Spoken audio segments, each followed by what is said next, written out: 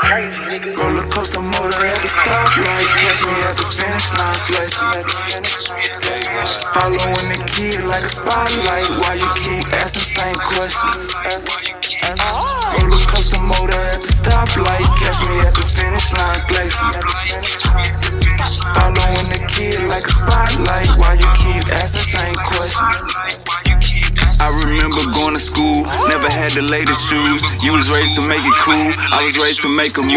We was playing with different bags, so I kept getting shitted on. It was motivation, telling myself stay patient. Package touched down, gotta relocate it. If that body got took down, guess it was donated. Plug ain't from round town, but we both native. Yeah, slide with my body, I got a Joe waiting. Can't let these hoes spend the night, ain't got no home training. Heard your damn mixtape, gave it a low rating. Yeah, streets reply, I look right in a Mercedes. Creep at night, the city lights going brave. She popping it like that is meant for, can't be no road and extendo. Bitch, I put me in the friend zone till she see me in the end zone. Horse calling from other zip code, trapping hard, I need a flip on this, the new pack, the last one, bingo. Coasting motor at the stoplight, catch me at the finish line, flashing. Following the kid like a spotlight, why you keep asking same questions? Roller coaster motor at the stoplight, catch me at the finish line, flashing. Following the kid like a spotlight, why you keep asking same questions? Stepping out cool, rock and roll my watch and shoes. They scream wave, ain't bring a pool. Mainstream thing to scream my moves. Jack hit me up like gotta leave round 2. Know what's going on, man, you need it come through. I'm the neighborhood superintendent. Dogs in the den, got the cushion in the kitchen. Look here, baby, I'm on real time. Needle in the haystack, but still shine. Wave guard, grill gold like a face guard. I did a bid and tell him wait for it. Gold like a face guard. I did a bid and tell him wait for it. Roller coaster motor at the stoplight, catch me at the finish line, flex. Following the kid like a spotlight, why you keep asking same question? Roller coaster motor at the roller coaster motor at the.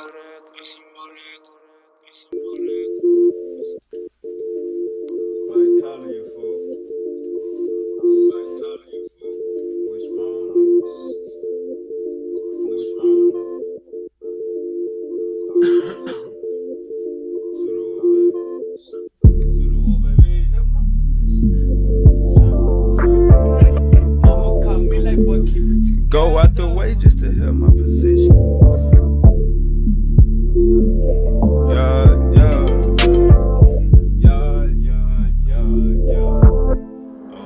Out this world, go out the way just to help my position. When I was broke, I just knew I would get it. That hate shit you want ain't no good for my spirit. It is what it is, I got tired of forgiving. Mouth full of ghost crackers smiling and glisten. Out with the old, my phone jumping this Wednesday. Knew I was special, just needed to listen. Lift up a latch and detaching the ceiling. Super Dushani, the motherfucking greatest. This my new rental, don't care, I drag racing. In your apartment, I'm popping the latest. Started finessing, so that's how we played it. Stepped envelopes, gotta write out my brothers. No competition, we shine with each other. So many nights had my mind in the gutter. Mama told me like, boy, keep it together. Link with a big booty freak, it's whatever. Bet like a ring, we ain't cutting, we wrestle. Call my connect, need a package of pressure. Mind on my money, you know how I'm stepping. Take your advice, but I really ain't need it. You in my presence, 1K, how you keep it? Act like a star so they don't treat me basic. Bills late, niggas start getting creative. Go out the way just to help my position. When I was broke, I just knew I would get it. That hate shit you want ain't no good for my spirit. It is what it is, I got tired of forgiving. Mouth full of ghost crackers smiling and glisten. Out with the old, my phone jumping this Wednesday. Knew I was special, just needed to listen. Lift up a latch and detaching the ceiling. Super Dushani, the motherfucking greatest. This my new rental, don't care, I drag race it. In your apartment, I'm popping the latest. Started finessing, so that's how we played it.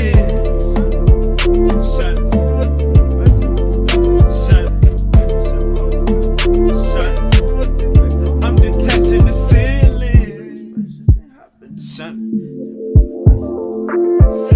I'm full of ghosts while it's shining and glisten. Talking my language, that's tired of forgiving.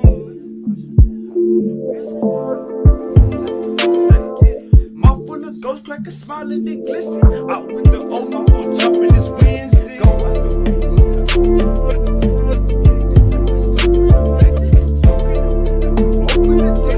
It's what it is, I got tired of forgiving.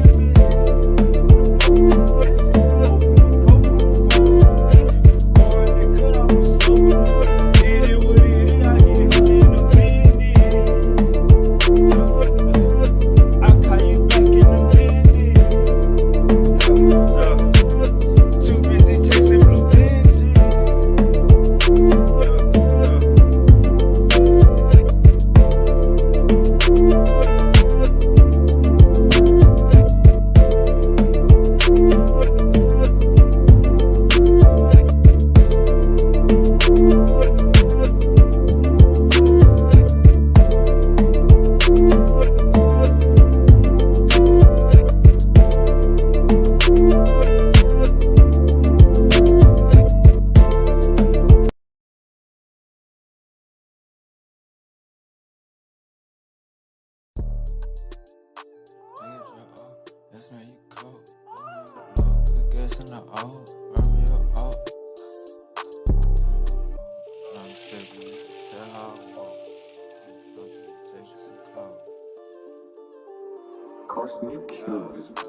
It ain't my fault, I got it off. Trap out the low, package dropped off. Gas make you cough, straight out the soul. Grill in my mouth, yeah. It ain't my fault. Cameras active, watching over my house. End up in the club, trying to chase you some clout. Designer stepping, you can tell how I walk. Don't know no better, yeah. It ain't my fault, I got it off. Trapped out the low, package dropped off. Gas make you cough, straight out the soul. Grill in my mouth, yeah, no, it ain't my fault. Cameras active, watching over my house. End up in the club, trying to chase you some clout. Designer stepping, you can tell how I walk. Don't know no better, yeah. Cancel myself, these niggas some faggots. Chains in the rings, hitting with bag. I don't wanna know more, look goofy, I had it. Say they can't see me, go get them a tablet. What in the hell? Who told you go start painting your nails? Way God dangerous with scales. Bit off a piece, I feel well. Say that you need me, I'm there. Do not be greedy, be fair. That's my dog, that's my jag. Say slime, say slag. Way God, boy, you got cushion, that sack.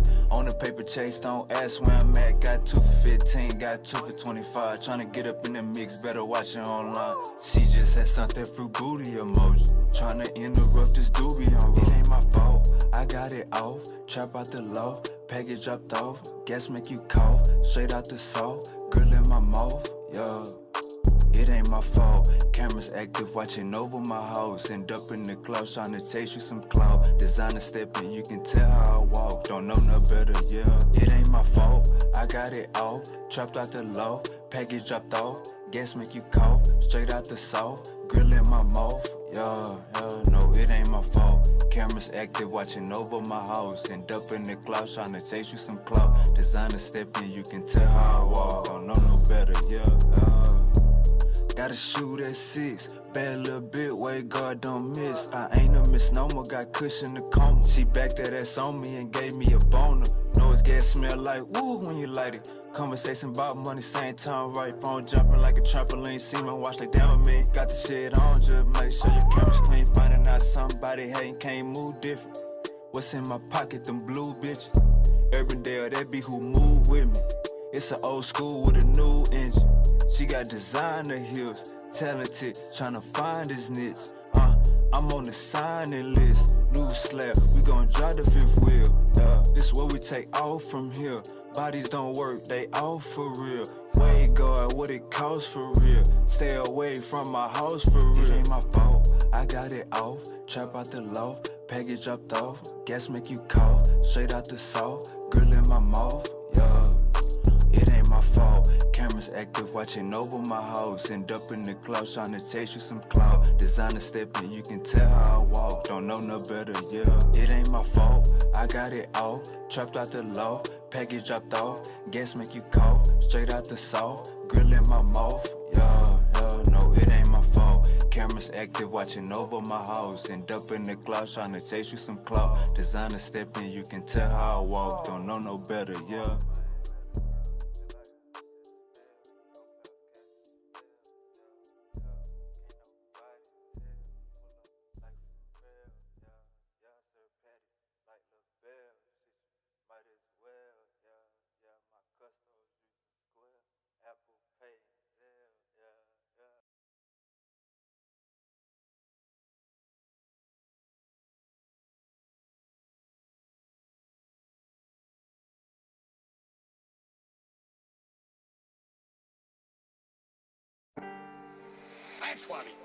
If I go to jail, I know Julio piping my bitch. That's how the gang go. Wake up, Erday finesse lead.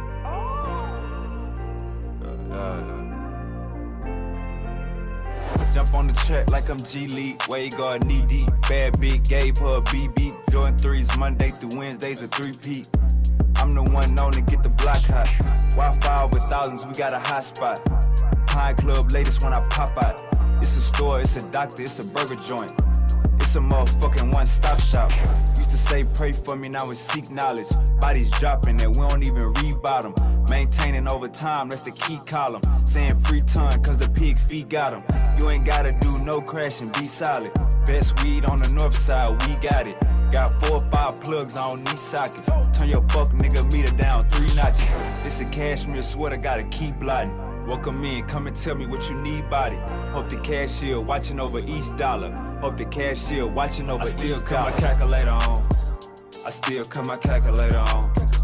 I still cut my calculator on. I still cut my calculator on. I still cut my calculator on. I still cut my calculator on. I still cut my calculator on. I still cut my calculator on.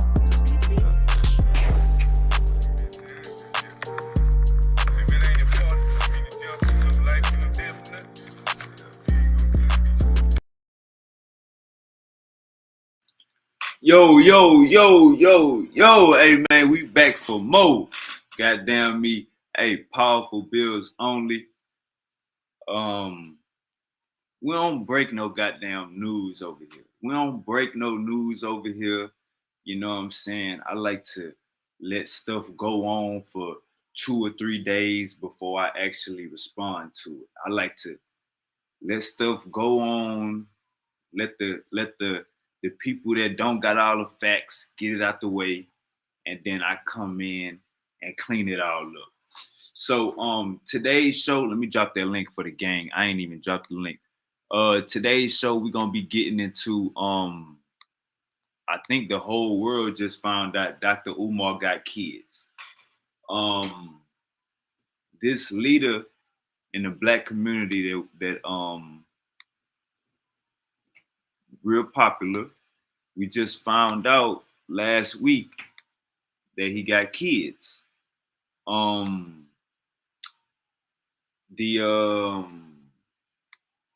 know it's gonna be a lot of opinions about this, and it's gonna be a lot of people questioning the authenticity of the daughters. But you know what I'm saying, powerful bills only. We gotta have that conversation.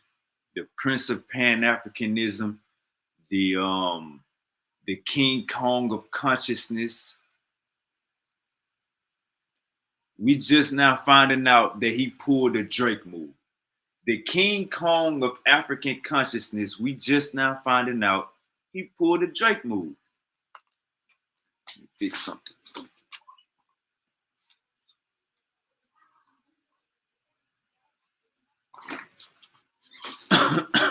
All right. So yeah, we just now finding out Dr. Umar got allegedly 2 kids. We're gonna go through the videos and break it down. Again, when stuff is aired, I don't have I'm not gonna do no breaking news show. Nah, I wanna let 2 days go by, let the smoke settle. Let's see what the responses is from both sides. You know what I'm saying? That's the whole objective. You know what I'm saying? Just being fair with the whole situation. You know what I'm saying? If it's gonna go down like this, and the good thing is we got to hear we got to hear his response. It wasn't just one-sided where we just heard the daughter. Nah, we got to hear both sides of it. So roll your blunts, get your drink, pull your drink. You know what I'm saying? Still got some more Douce I'm about to pull up. And we're gonna get into these clips and I'm gonna give you my opinion. It's definitely it's about to be a crazy show. I think my and for the record, this is fair use, freedom of speech. Fair use, freedom of speech. Fair use, freedom of speech. We're about to run through these videos, get the opinions of the people, drop the comments. Did y'all know Umar Johnson had kids? Put in the comment section, did y'all know Umar had kids already? If y'all already knew Umar had kids, then you probably already know about all this. I'm gonna say I've been following Umar Johnson for over 5 years, and I never knew he had kids. I've been following him for over 5 years. I never knew he had kids. In the Black community, there's a big thing about we don't take care of our kids. We deadbeat dads. Man, I just want to say, man, every nigga around me taking care of their kids. Every nigga around me taking care of their kids. You can't come to the hood if you ain't taking care of your kids. So we all let stereotype, fuck the stereotypes. Black men take care of their kids. You know what I'm saying? So to get this, Dr. Umar, you smart. You know about the stereotypes that they have about us, bro. You know about all the stereotypes that they be having about us. Oh, we don't know how to take care of our kids. We get a woman pregnant, then we leave. We get a woman pregnant, then we disappear. We heard all the stereotypes, bro.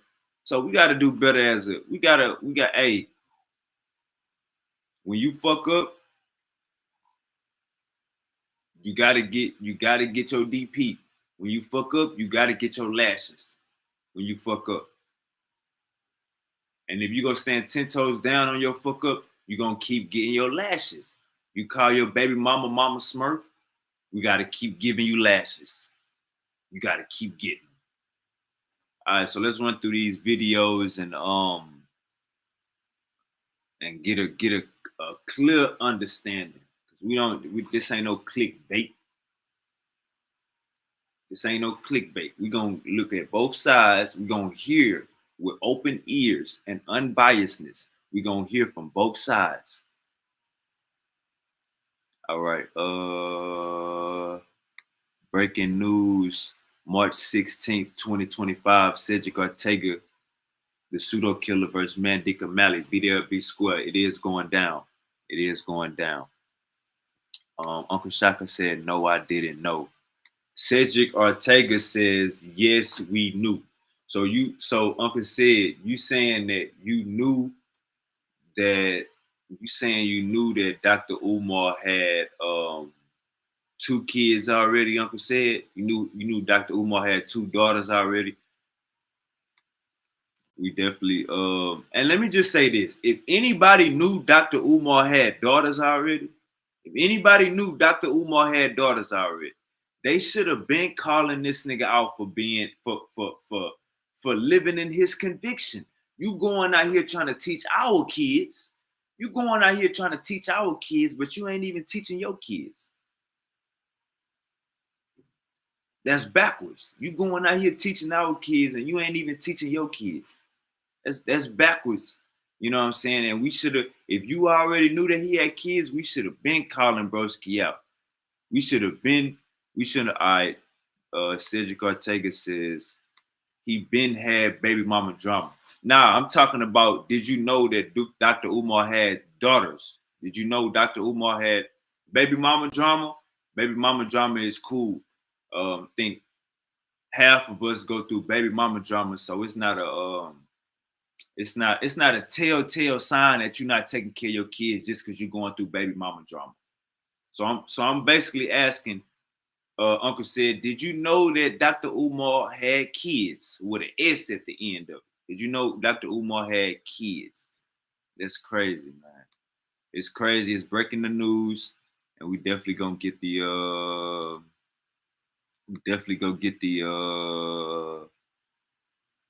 full breakdown of this because it seems like it's going out of control. It seems like damn, I got some Jehovah Witness outside. Let me close my blinds. Shit.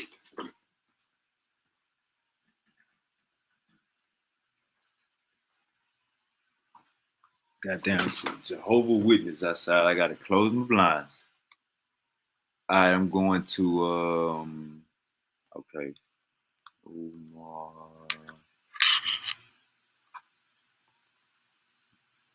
Umar daughter.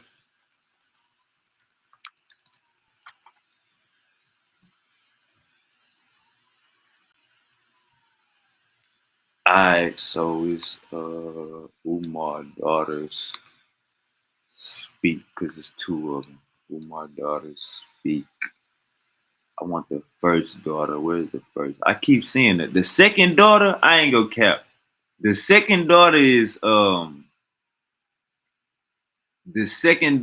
definitely just like Dr. Umar.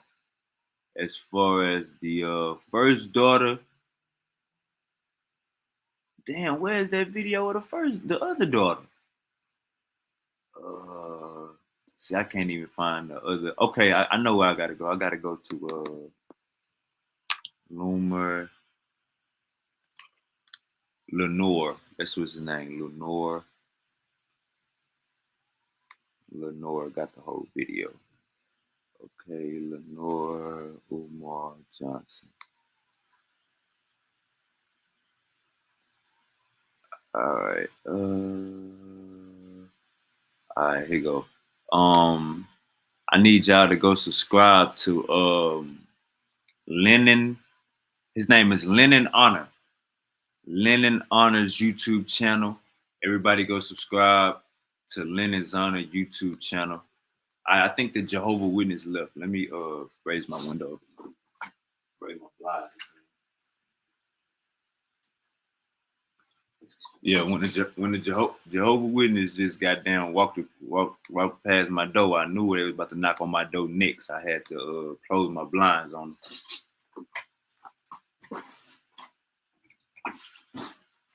All right, let me find this Lennon code. Everybody, all right, I gotta come. Uncle Sid says, yes, this dude done been to my island. Umar has been active way over 5 years.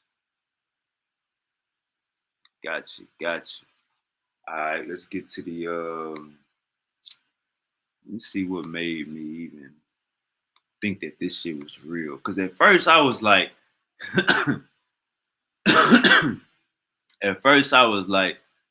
man, this can't be life. This can't be real. And then I watched this video where his first daughter was talking, and she was basically saying, I need to get in touch. All right, so look at this video. Everybody subscribe to Lennon Honor YouTube channel, Lennon Honor Films. The name of this video is he be going at Dr. Umar, as you see. Dr. Umar struggle scammer, desperate for money after his cash out was taken down, over $2 million received, and Umar Johnson disrespect his donors. After raising over $2 million, why doesn't Umar have a school? But this video right here, 4 days ago, guys, This video right here, 4 days ago. The damn video is titled, Dr. Umar Johnson has at least 3 children and has been on child support. Now look at this. Now it says Umar Johnson has at least 3. See, and I remember we did a live stream recently where I was saying that there was such a major gap. You guys remember this? I said that's a major gap for Umar. All right, so basically, it says Umar Johnson has at least 3 children and has been on child support for over 22 years. All right, so the part that got my attention was this part right here, bro. This part right here. If it come out that Stephen A. Smith got 10 kids, we're going to look at Stephen A. Smith a different way. If it come out that Shannon Sharp got 10 kids, we're going to look at Shannon Sharp a different way. If it come out LeBron James has 3 kids we don't know about, we're going to look at that a different way.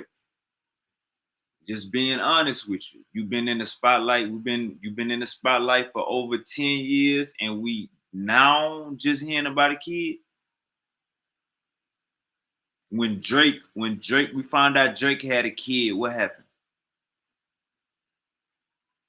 Pusha T run a damn rap beat. Pusha T won a rap battle. It was nothing that Drake could say.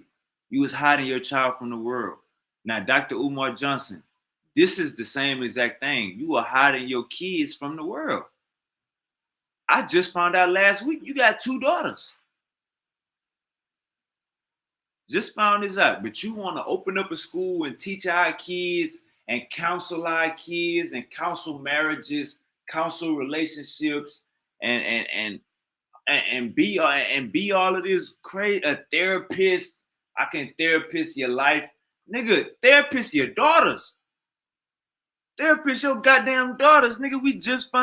I'm just finding out your ass we just not hearing that you got kids, brother. That is not let me find his daughter video. What a daughter at? Alright, so he blurred out the second daughter. Damn, is the video taken down? I'm trying to find the Umar Johnson with his first daughter. Let me see.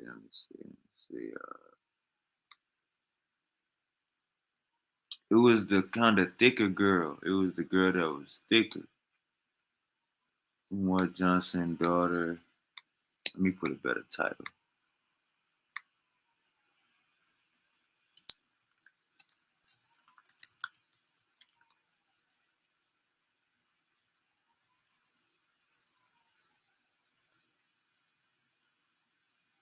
See, it's all everything we seeing is about this daughter right here.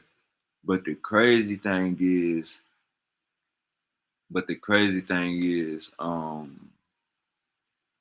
it's another daughter. Like that's the whole. Let me see.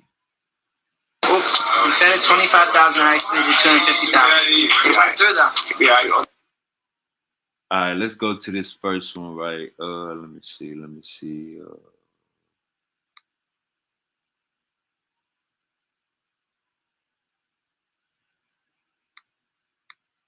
Again, I'm not making this video to bash him. I'm making this video to state facts, okay? You can't get on Instagram and get on social media and portray to be an activist and talk about how Black kings need to be with Black women, but you're not even in your Black woman's daughter's life. It doesn't make sense. You're being a hypocrite. And it's frustrating because I reached out to you. I shouldn't have had to do that. I'm your daughter. But I'm smart enough and logical enough to know that you would never reach out to me because you don't have my phone number. And I'm pretty sure you wouldn't try to reach out to me because for what? I don't want anything out of you. I want nothing but a conversation. Forget the relationship. I really don't care too much about that at this point. I just wanted a conversation out of you and you shut me down. You ignored me. You. Damn. All right. Let me see something real quick. Man, I want to find that other daughter. I want to find the other daughter video. Let me see.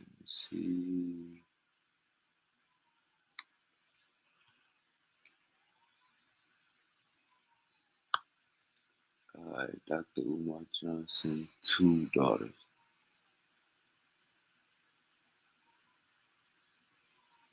See, they keep showing the same daughter. All right, so the first video I seen, it was Dr. Umar,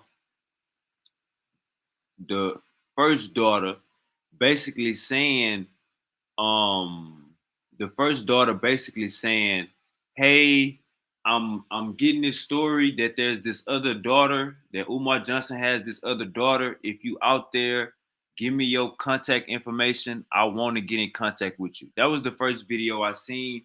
I can't find it now. Everybody flooded the internet with this daughter right here, the newest daughter. But apparently, I guess the other daughter, matter of fact, that's what I need to type in. Dr. Umar, daughter, child support. Because the other daughter was like, hey, I see this girl going around on the internet saying that she's Umar Johnson's daughter. I would like to meet you. That's the first video I seen. So it's not this girl right here. It's a whole nother daughter. But as you see, YouTubers has basically flooded YouTube with the new daughter because Umar Johnson is going back and forth with this daughter.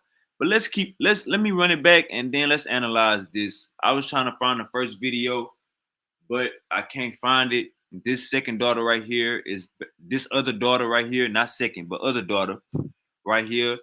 She's let's hear her side of the story. To have a conversation with my father.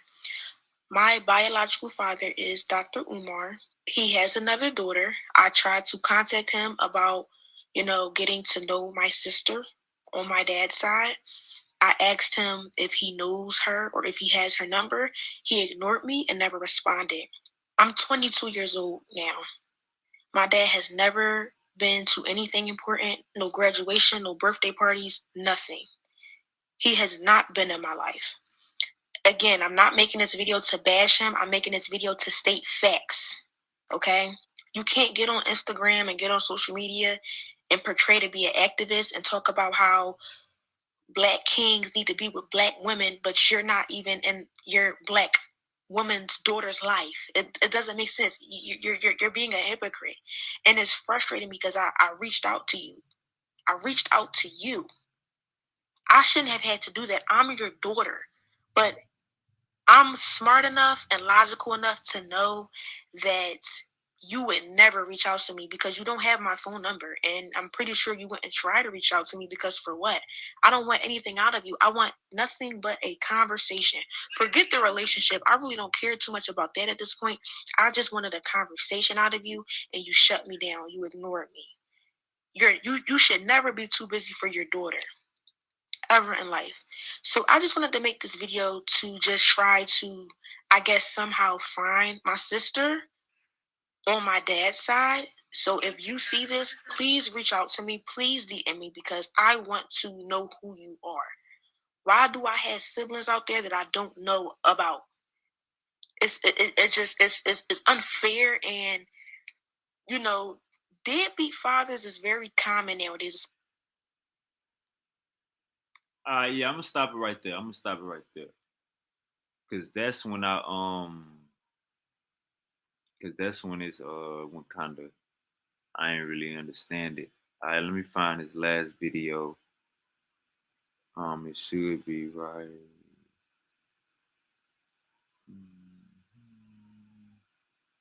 It should be.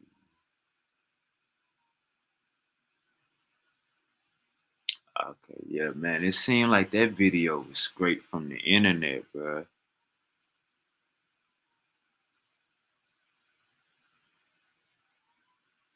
It seemed like that video was straight from the internet, that first video. All right, let's share my screen. All right, so there you go right there. There we go right there. So basically,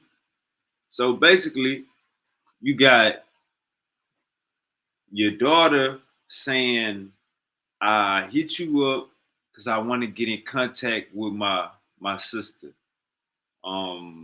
You ain't respond. You gave me the cold shoulder. Let me hear that back one more time. Let me hear that one more time. I just need to hear. Let me hear that one more time.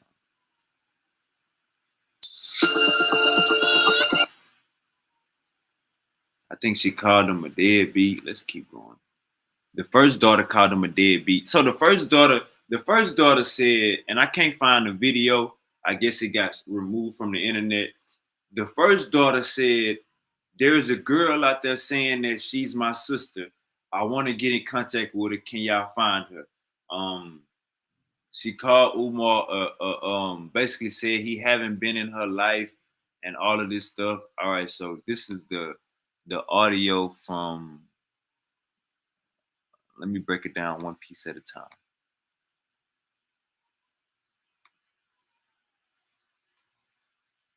About, getting to know my sister on my dad's side.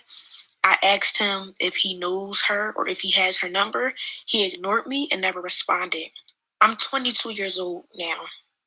My dad has never been to anything important, no graduation, no birthday parties, nothing. He has not been in my life. Again, I'm not making this video to bash him. I'm making this video to state facts, okay? You can't get on Instagram and get on social media and portray to be an activist and talk about how Black kings need to be with Black women, but you're not even in your Black woman's daughter's life. It doesn't make sense. You're being a hypocrite, and it's frustrating because I reached out to you. I reached out to you.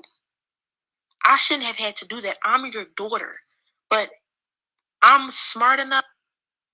All right. So if if a girl is reaching out to us because she believed that she's our kid, the first thing we do, let's get to the text message. Let's get to the text message. Let's see how he responds to his daughter.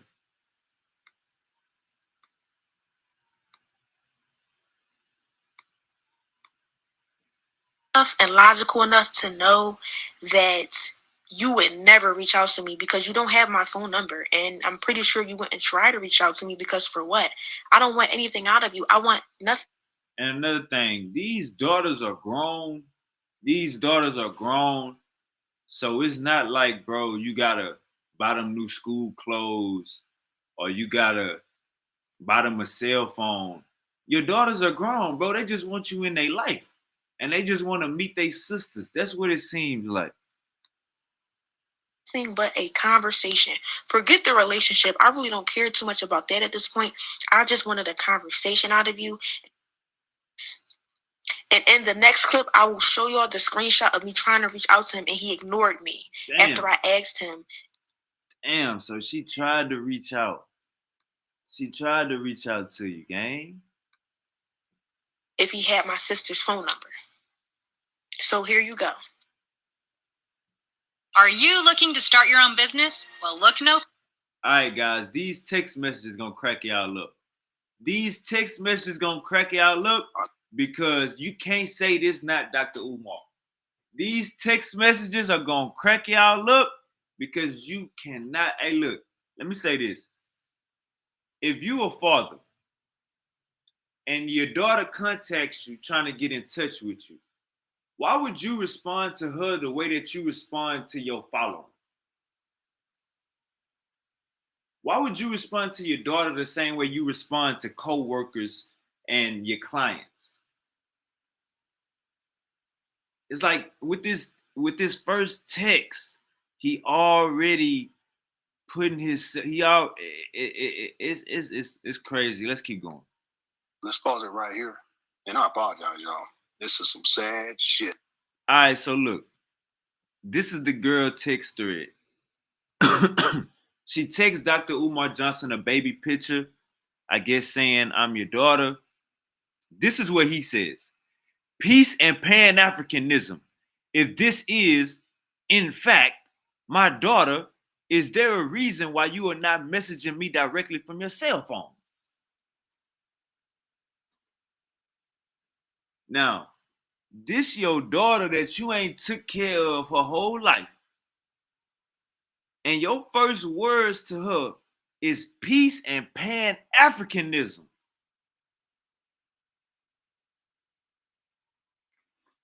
Y'all hear this shit? Your first words to your long-lost daughter is peace and Pan-Africanism.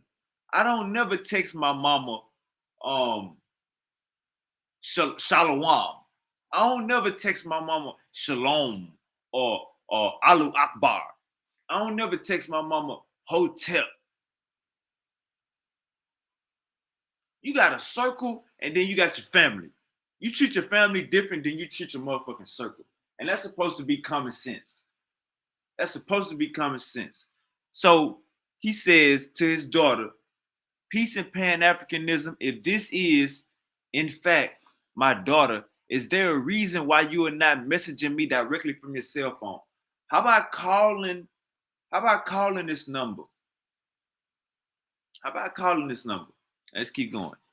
This is my iCloud, but my phone number is blank, blank, blank, blank, blank.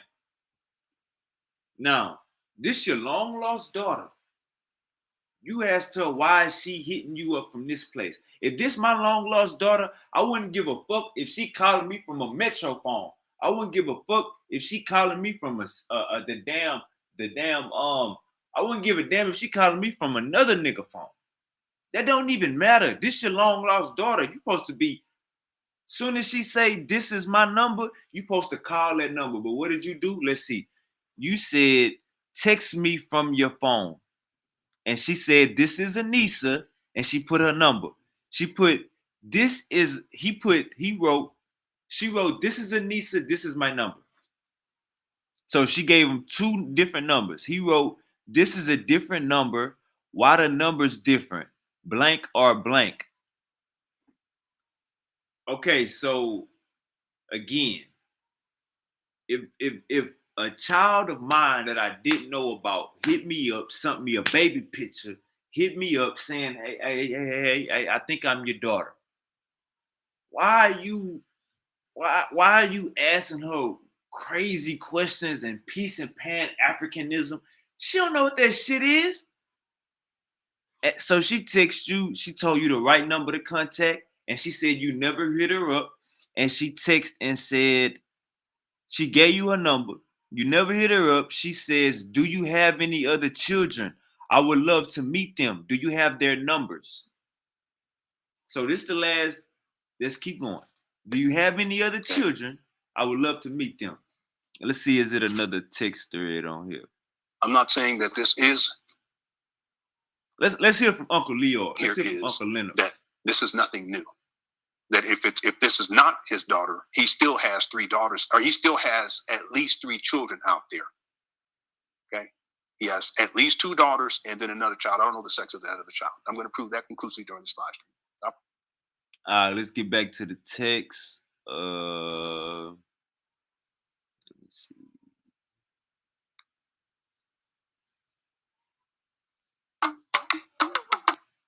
Hey man, it's crazy work, man. You texting your daughter that you haven't probably physically met. You texting her. He still claims to be a school psychologist. He's not a school therapist. He's not a school principal, vice principal. He's not. He's a habitual liar. Psychology certification in 2001 at the age of 27. He also becomes an Ifa devotee, and he's named Ifa Tunde. He has some other names too. He has many aliases. In fact, one of the reasons why it's difficult to find all of the documentation for his child support is because on each one of the dockets, you see that he has different aliases that's associated with him. Okay. You still see. So according to this, Dr. Umar got different aliases. So it's hard to get all of his records and information. Let's keep going. Umar Johnson, but the way that stuff Umar has at least 12 different aliases. Okay, he's a con man. All right, he's saying Dr. Umar got at least 12 different aliases. Basically saying Dr. Umar got at least 12 different monikers. Basically saying Dr. Umar got at least 12 different names that he go by. If you know anybody, if they got 12 names, you can't trust their ass. And then here we are in 2002, at the age of 28. Umar is put on child support by the first baby mama. And if we do some math, 2008 to 20. All right. We hear that Dr. Umar was first put on child support in 2008. First put on child support in 2008. That will be the first video that I can't find with the first daughter. She dark skinned, a little heavy set. That'll be the first video. Let's keep going. 2002 to 2025. This is in and around the range that this young lady, she's claiming to be, what did she say, 22 years old. Okay, does that prove it? No, I'm just going through the timeline, something for us to consider here. All right. So that's when he's put on child support by the first baby mama. We're gonna look at that. Matter of fact, let's go here now. Let's go ahead and let me pull up the first, and let me make sure I pull up the right one. I already messed up once today. Let me go into Umar Johnson child support docket JPEG files, and here's the first one. And let me see if this will actually allow me to bring up multiple ones, because this first one, the docket is really long. Yeah, let me do it this way. Let me pull them all up, and then we can go one by one. And this is the first baby mama.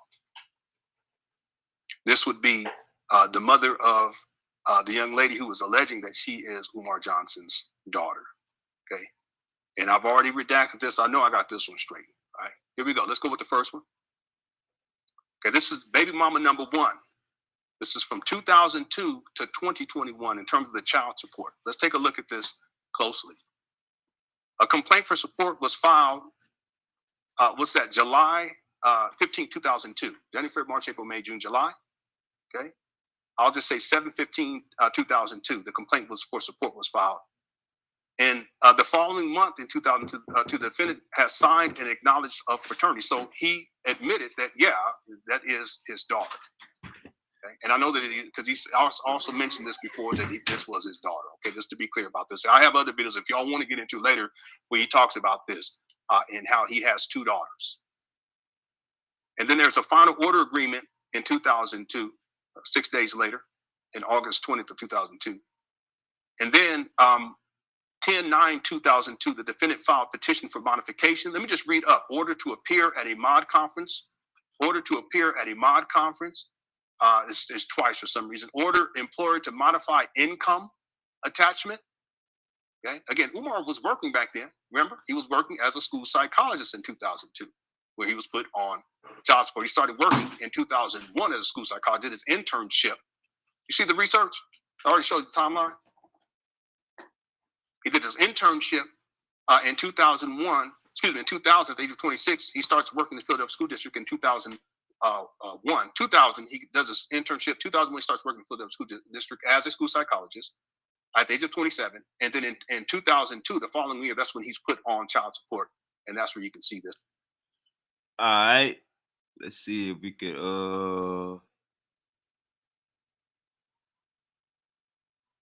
let's see what else he's talking about.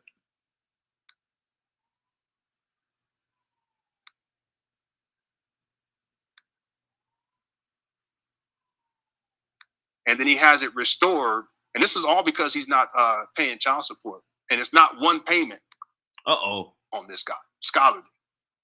Working on a documentary. Y'all can't fuck with me. See, all of the line that y'all done on me, on my wife and my kids over all these years, and I've always said it, time always tells the truth.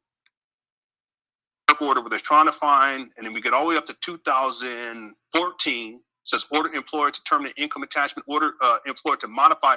See, this is they were. I think probably what they were doing, and I don't know for sure, but they were probably trying to garnish the income that Umar was receiving from donations somehow. Because I'm sure that the mama was aware of this. Again, this is in January, February, March, April, May, June, July, August. Yeah, no, I'm sorry, January, February, March, April, May, June, July. He started the fundraising in April. So April, May, June. Yeah, so it was about over 3 months. And after 3 months, they were probably trying to get money because they knew that Umar was bringing in money for the St. Paul school scam. In 2016, now we go all skip all the way to 2016, April 12th of 2016, contempt petition issued against the defendant. Generic order, they're trying to find where his income is at. By this time, he has tax exempt status. Okay. Order to vacate, if memory serves it correctly, order to vacate bench warrant against defendant issued. That's all in 2016. Generic order. They're still trying to find his income, and all this time he's raising money. Okay. By the end of 2016, Umar stated that he had already raised $1 million. Even in 2025, he's telling people that he hasn't raised $1 million. This guy's such a liar. I'm gonna get to all these super chats too, everyone. I just want to get through this, if you don't mind. 2017 order to suspend driver's license. Okay, gets his driver's license revoked again, and then that's the beginning of 2017. And then by the middle of 2018, there's an order to restore his driver's license. So this guy, he didn't have a driver's license for about 1.5 years. 2018, contempt petition issued against defendant, then generic order, follow me on up, contempt order final. And then in 2019, this is the year that he acquires his abandoned buildings, pro se contempt petition filed by plaintiff. A month later, order to vacate a bench warrant against the defendant issued. 2019, September 18, generic order. Then we got generic order through 2019. And then into January 7th of 2020, January 8th, order to vacate bench warrant against defendant issued. Another generic order, pro se contempt petition filed by the plaintiff. Generic order to suspend driver's license. That's in February 10th of 2021. And then he has it restored.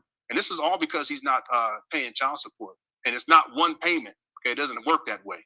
Okay, and I looked this all up. I researched this. I can't remember what the number is, but there's a certain amount of payments that you have to miss before actually the court will take action. In order to suspend driver's license, and then the following month he gets it restored because he probably had child support that was due and he wasn't paying. He went in to go pay it so he get his driver's license. That's why Umar tells you black men that if you need to go to Africa, make sure you pay your child support. He said this kind of stuff. See? Because he's talked about the passport and all this other stuff, and I don't know why they won't give it to me. Okay. You probably got it. If you got all these taxes that's due, and who knows whatever else is going on with this guy. Anyway.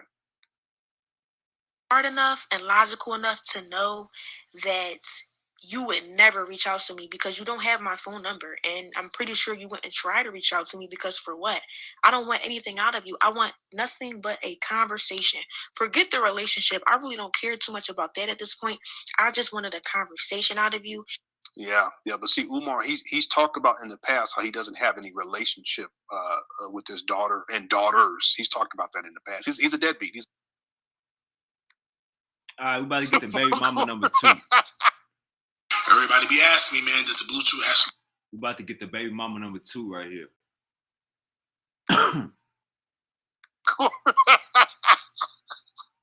That's true. That's true. When it comes to Umar, biological father stipulation, February 11, 2006.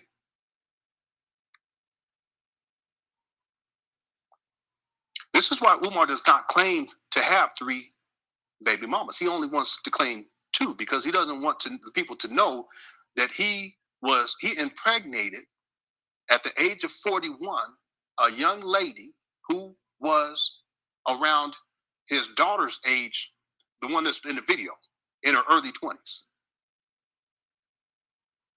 I'll wait. That's a bombshell, but we wait for the facts. So let's get the facts. 19 and 2020, by the time we get into 2021, he sets up another EIN number, changes the name slightly of the organization, and continues with the scam. And on the paperwork there, he's saying that he's not paying himself, but he's been living off of the money ever since. He's been living off the money since 2014. Again, he ain't worked a job since 2010, 2011. Okay? Yeah, Umar, he wouldn't dare. He's so scary anyway. Ain't no telling. Yeah, I agree, Dre. But I've been telling people a long time. Even before I found that out, I was telling people that long. So they saying that Dr. Umar's 3rd daughter, he was 40 years old, and his baby mama was 20. Long time ago. Okay. Order to set, interim order in effect, a hearing officer in 2016, exceptions filed in 2016, generic order in 2017, generic order in 2017. The man is still trying to find where his income is. Judge signs final order. So there's some sort of a final order in 2017, and order employs to terminate income attachment in 2017. Now, this makes sense. It's not that Umar was working at that time. See, what happens at that time is, again, it all fits perfectly in the timeline. My goodness, it just By 2017, the tax exempt status is revoked. So now the money that that's being brought in, because he's still raising money. He's been raising money for St. Paul's food stamps since 2014. Now the money that comes in, once that revocation takes place, is considered to be what? Personal income. Now it's subject to what? Taxation and what? Wage garnishment. Got him.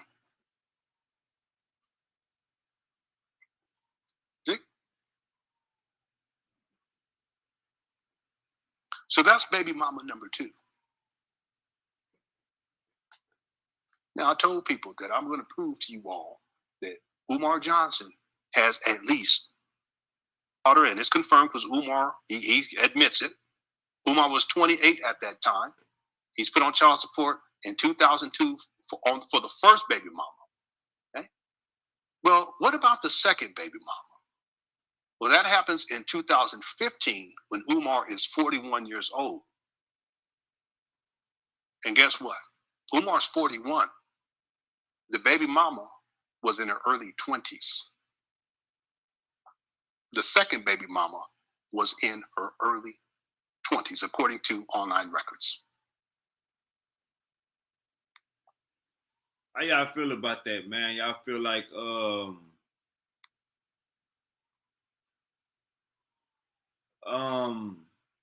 how y'all feel about that, man? Y'all feel like all of this is oh, let me unshare my screen. Stop sharing. How y'all feel about that, man? Y'all feel like we already knew Umar had 2 kids. He just not having his kids in the spotlight. How y'all honestly feeling about this video so far? Y'all feel like it ain't nobody's right to know who your kids are. I'm gonna tell you me personally.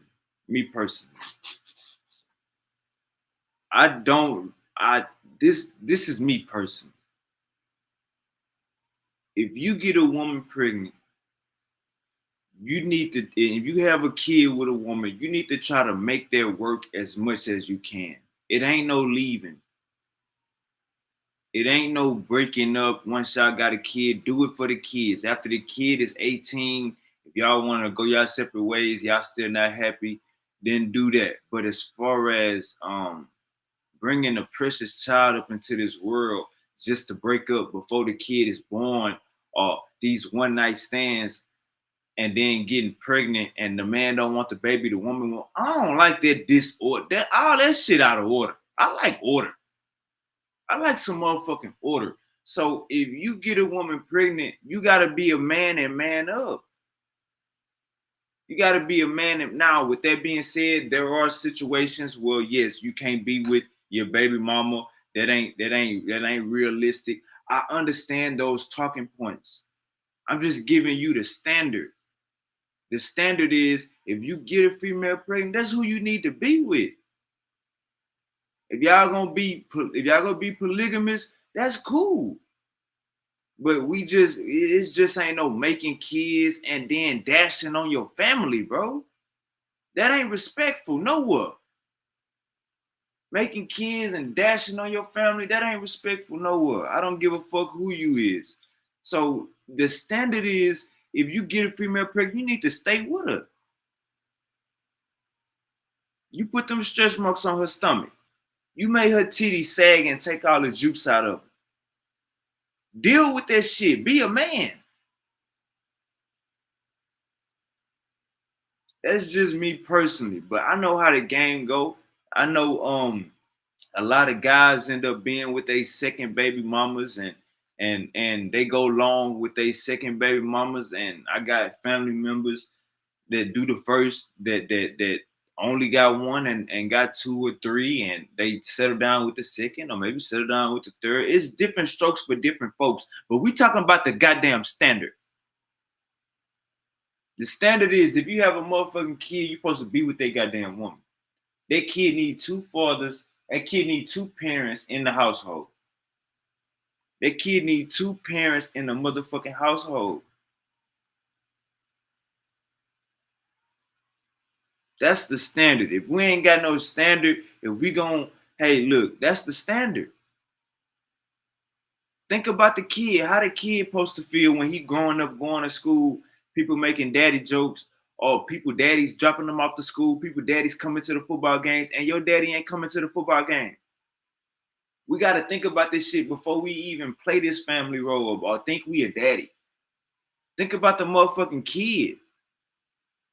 We seen a nigga for the past 10, 15 years only think about himself. We seen a nigga for the past 5 years in Umar Johnson only think about himself. The Prince of Pan-Africanism, saying you want beautiful queens and where all the beautiful women at.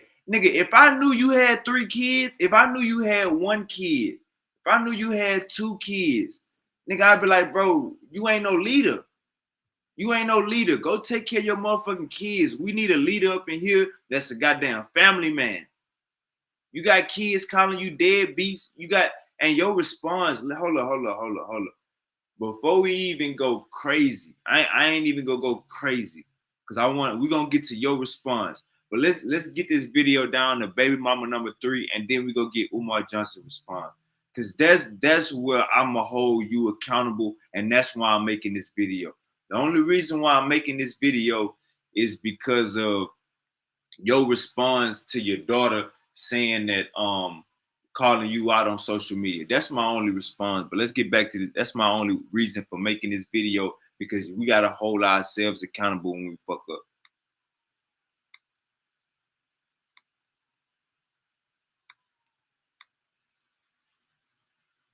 This is why Umar does not claim to have 3 baby mamas. He only wants to claim 2 because he doesn't want the people to know.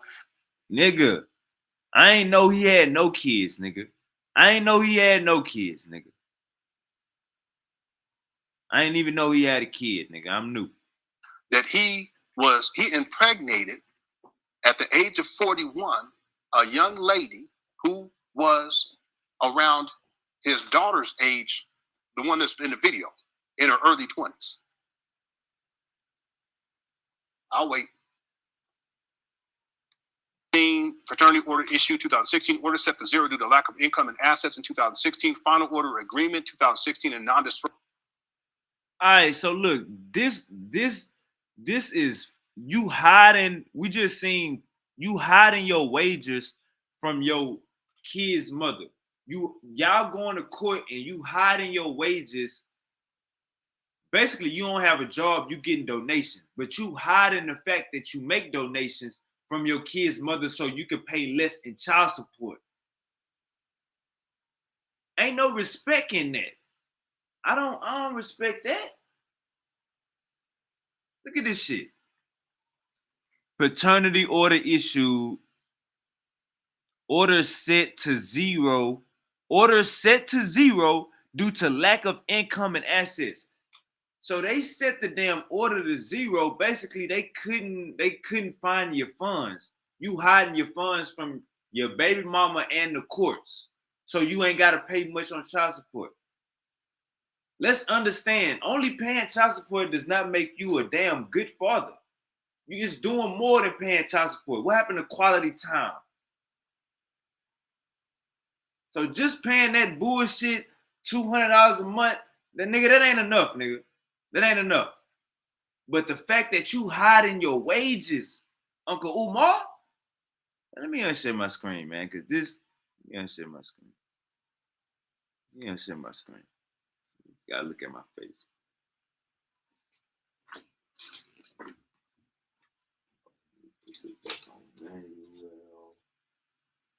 How about that?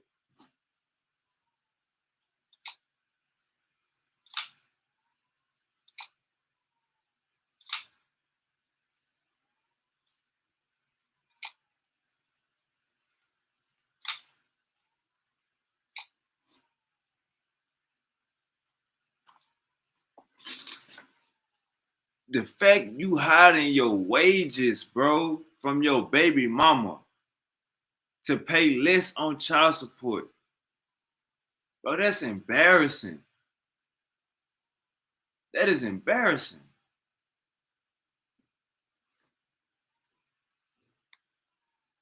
You can't respect it. I can't respect it at all, bro. I can't respect it.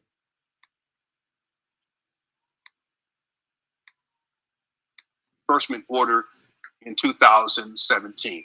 Now, there's also there's another case, but it's associated with this baby mama too. Again, this baby mama was in her early 20s when Umar impregnated her. Umar was 41, and then around 41. He could have been 42. He could have been 40, but I'm just going to say 41. This is associated with this one. It's the same baby mama, 2015, 2017, but this is human resources, human services.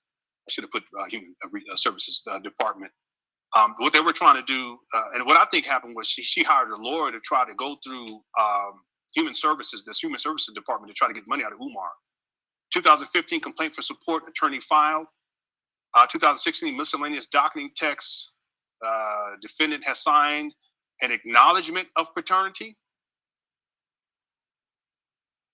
So I've just proven without a shadow of a doubt that Umar has at least 2 baby mamas. It's the one. Have I proven it? To your satisfaction, clicking question. He has at least 2 baby mamas, but I'm gonna prove he has 3 in just a moment. Defendant Umar Johnson has signed an acknowledgement of paternity. Yep. Okay. What's up, Vince? Shout out to Vince. Cedric. Mr. Ricky 27.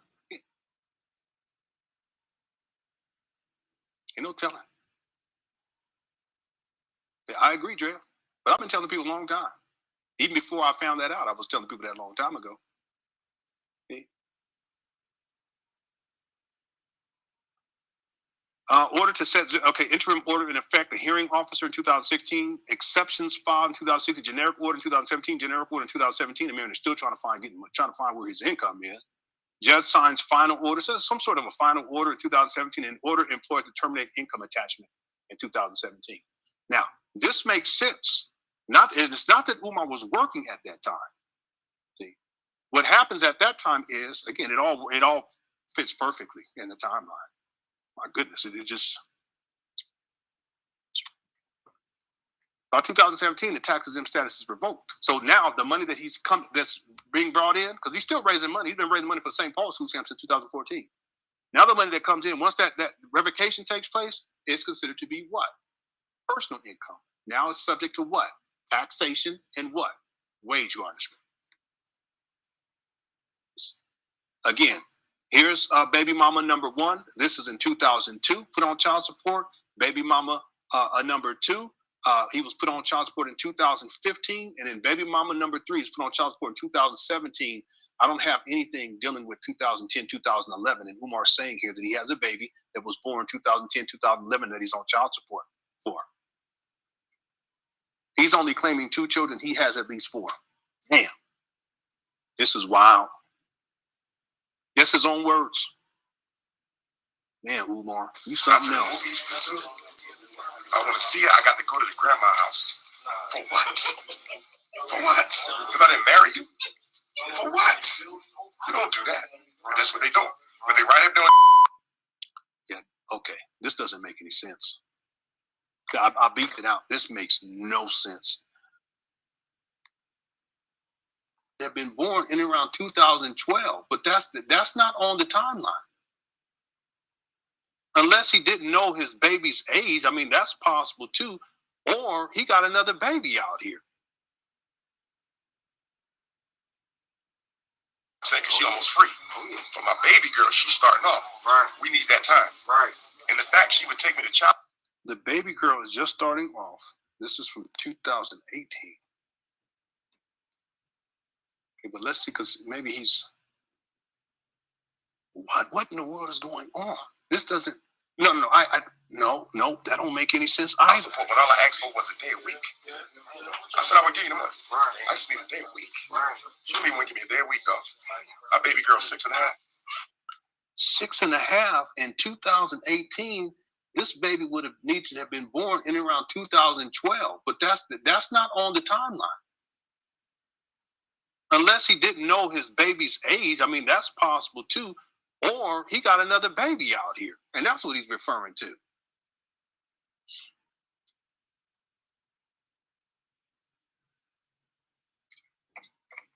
This video is from 2018.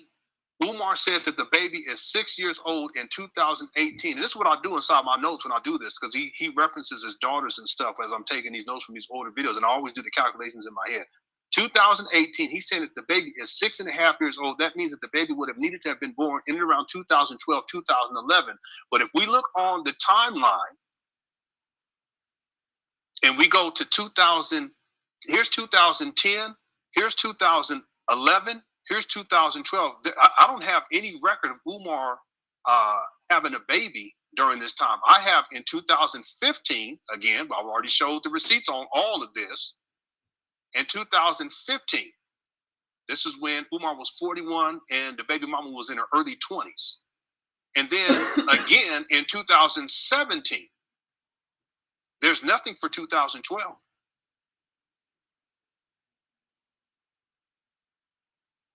Here's a child support docket right here. This one is from 2005. This one is from 2017. That's when it starts. 2017 to 2025. And then, oh, that's the third one. This is, the second one is 2015. So what is he coming up with 2012, 2011?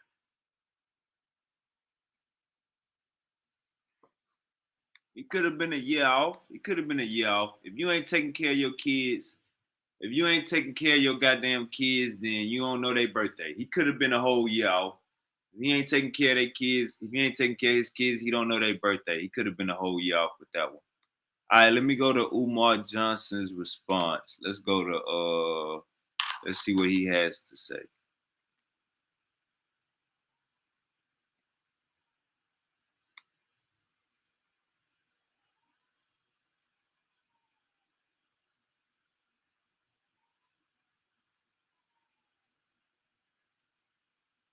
Let's go to his response.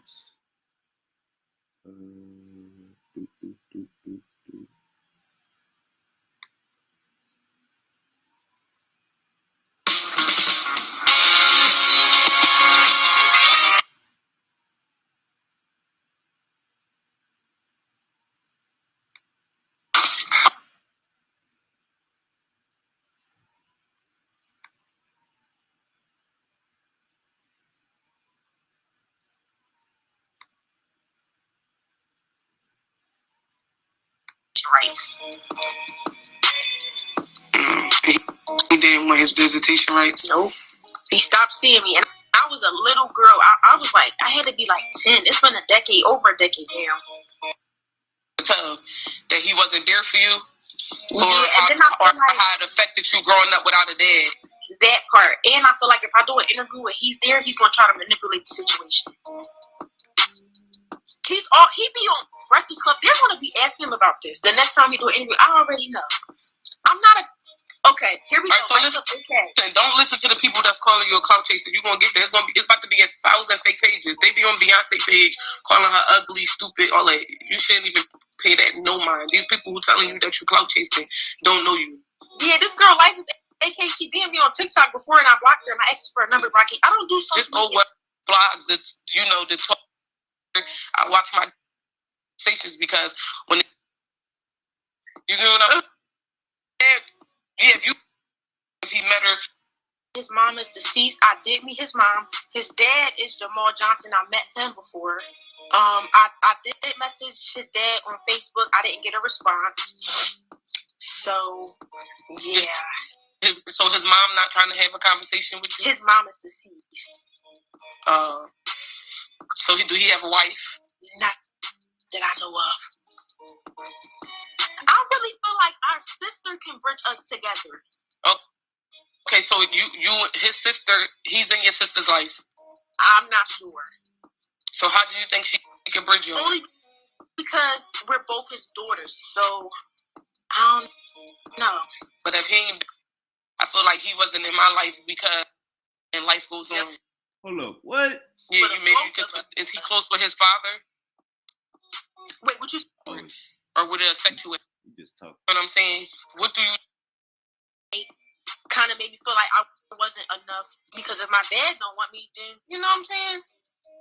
So it's a sense of feeling like unwanted, abandonment, rejection, denial. So abandonment is your issue. Yep. So you need to know why he abandoned.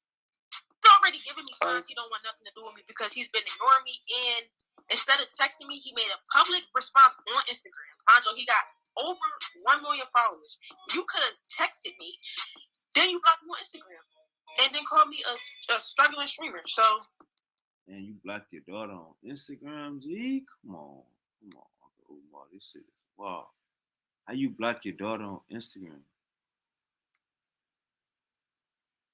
How you block your daughter on Instagram, gang?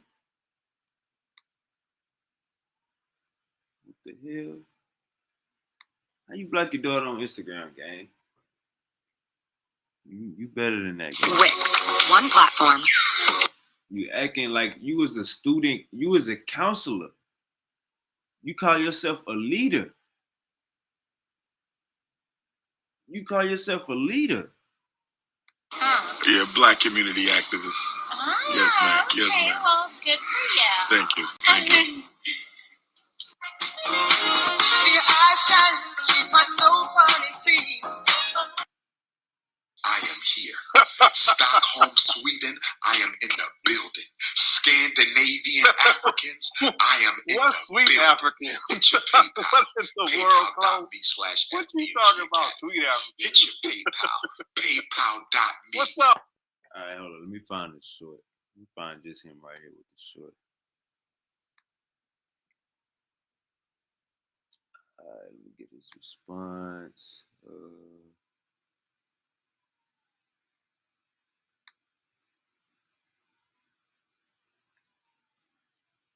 I want to take y'all on a tour of the Frederick Douglass Marcus Garvey Academy. I want to take y'all on a tour of the Frederick Douglass Marcus Garvey Academy. I want to take y'all on a tour of the Frederick. The school ain't done yet, Umar. The school is not done. How the hell you gonna take us on a tour? The damn school ain't done. Ah, damn, my bad. Let me go back. Star Report. I'm your host. All right, Anton Daniels. I hope you got the good Oh, I'm ready for this. And I will have my white man paperwork. I will have my white man paperwork. All right, y'all. Listen, guys. Listen. Let me say this. This is why I'm making this video. Check this out, gang. This is why I'm making this video. I seen this response. This is why I'm making this video. I seen Umar Johnson's response to his daughter, I guess, confronting him on social media. She said she was getting annoyed. She got blocked. This is why I'm making this video. This is, you call yourself a leader. You call yourself this, that, and that. Prince of Pan-Africanism.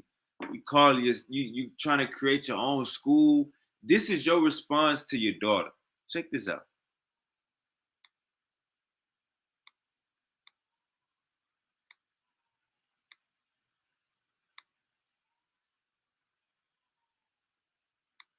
Do the sit down. When can we do the sit down? Been paying child support since you damn near came out the womb. Deadbeat who? When can we have a sit down? Child support started, you wasn't even out your mama yet, and she took me to child support. Deadbeat who? Deadbeat who? Child custody file this thick. What are we talking about? Where is Mama Smurf? Where is Mama Smurf? Can we please have a sit down? And you can fool some of the people all the time, but you can't fool the Prince of Pan-Africanism any of the time.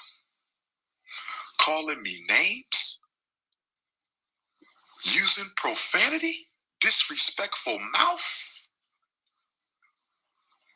I just want to say this to all my supporters out there, my true supporters.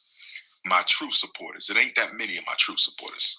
But for my true supporters, I want y'all to stay focused.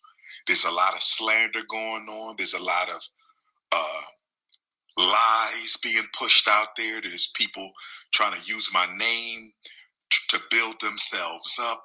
I just want you to be really, really careful right now. Be patient. Stay focused. We ain't trying to hear all that extra ass. Hey, look. Check this out, gang. Check me out. You've been building this school. Now we got you in the documents on Landon Humer's last video.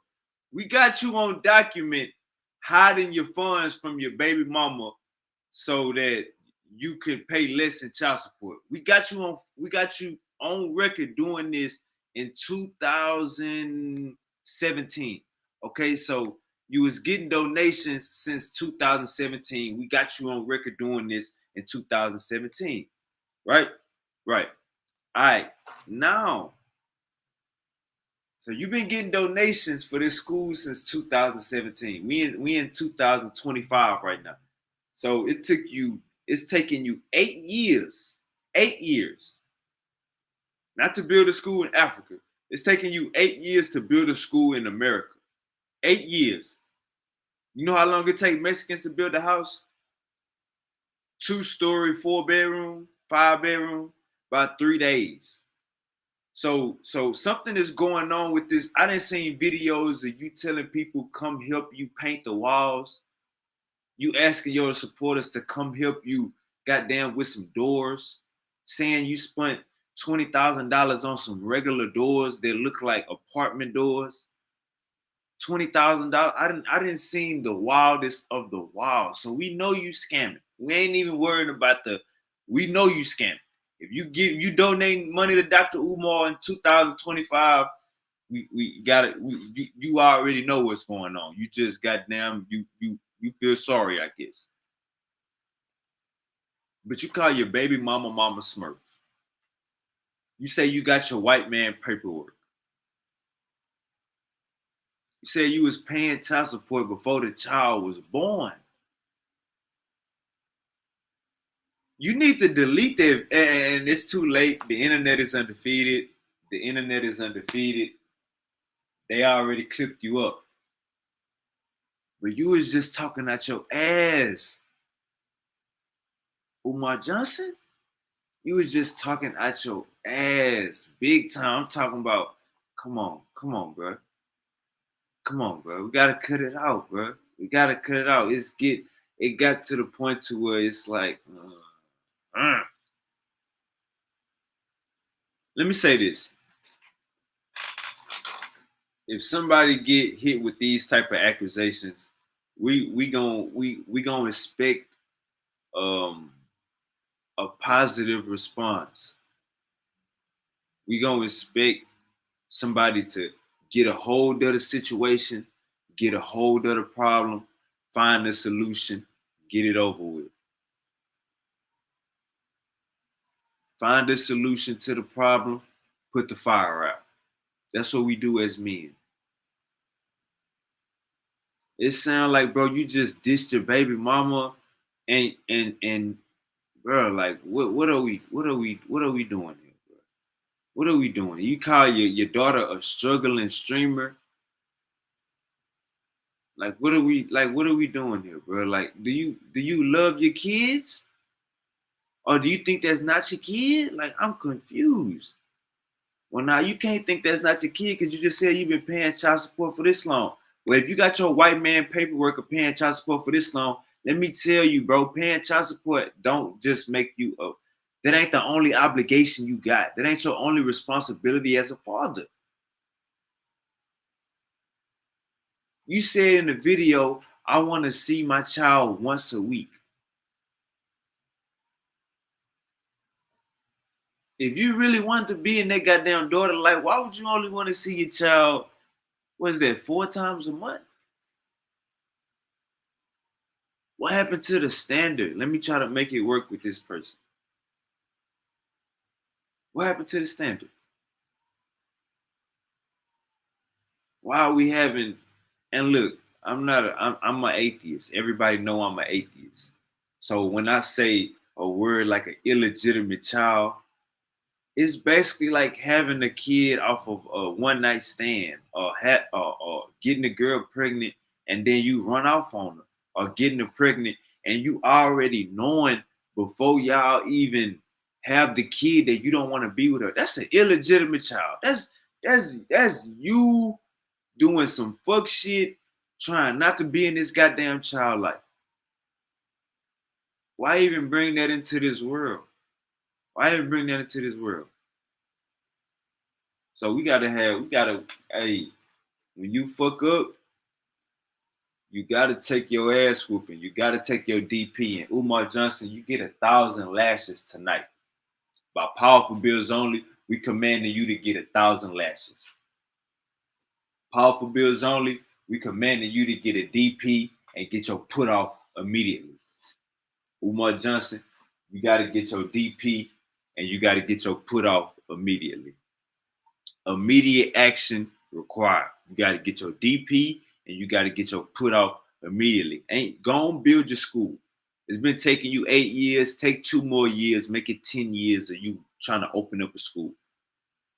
But as far as this leader of anything, you got to get your DP. Gorilla Hebrew got his DP last week. You got to get your DP, Umar Johnson. It's only right.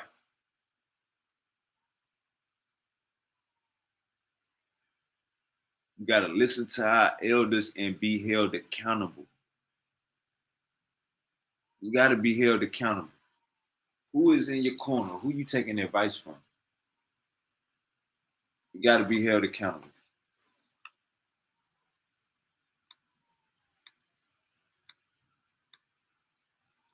Got to be held accountable.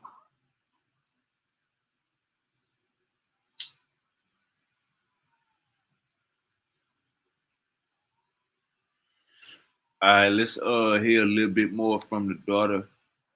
Oh, let me grab some of these comments. That's what I need to be doing. Pine Club Apparel, $10 shirt in the link right there. Got these hoodies going crazy. 35. You catch me in person, I might let him go for the 30. I might just shoot a kite in the sky. I might just shoot a kite in the sky, let him go for the 30. You know how the game goes. All right, let's see what. Okay. All right, let me read.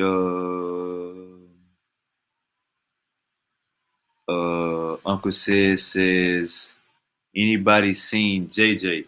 And we got JJ versus Uncle Said on the 16th. So that will be Saturday, I believe. JJ versus Uncle Said on the 16th. That will be a Saturday. We got Uncle Shaka. Oh yeah, there we go. Breaking news. March 16th, Cedric Ortega, the pseudo killer versus Mandinka Mali, the pseudo killer. You know what I'm saying? Be there or be square. It's about to go down. Facts. It is about to go down. All right, let's see. Like I said, say, yeah, he been had baby mama drama. Uncle Judah Nash says, super wavy. I didn't see you in the chat in my last stream. My stream last night. My wife told me you were asking for the link after the stream. Shaking my damn head. It's all good, Uncle Judah. We trying to set that debate up with you and y'all. All right, JG says peace. That's a fact. Hey man, if Umar Johnson would have responded, hey, there's words out there that my daughter has taken the approach to go to the internet.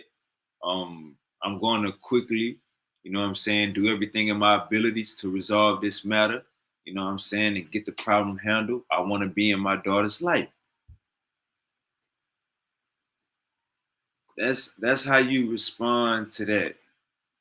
You don't go on the internet making fun of your baby mama, making fun of your daughter, doing nothing like that. We don't stand by that. So Dr. Umar Johnson, you got to get your DP and you got to get put off and you got to get them lashes. You can keep your school, keep scamming for your donations, but ain't no leader or nothing You ain't no leader or nothing. You talking about this polygamy shit. Go get your 3 baby mamas and put them all in one house. Nigga, that's commendable. What you been doing, hiding your kids like Drake, that ain't respectful, gang. That is not respectful. You hiding your kids like you got a white woman pregnant or something. No, your baby mama just 20 years younger than you. You 41, your baby mama was 20, 21. That's why you don't want to claim your kids. But brother, take care of your goddamn responsibilities, Umar Johnson. Take care of your goddamn responsibilities.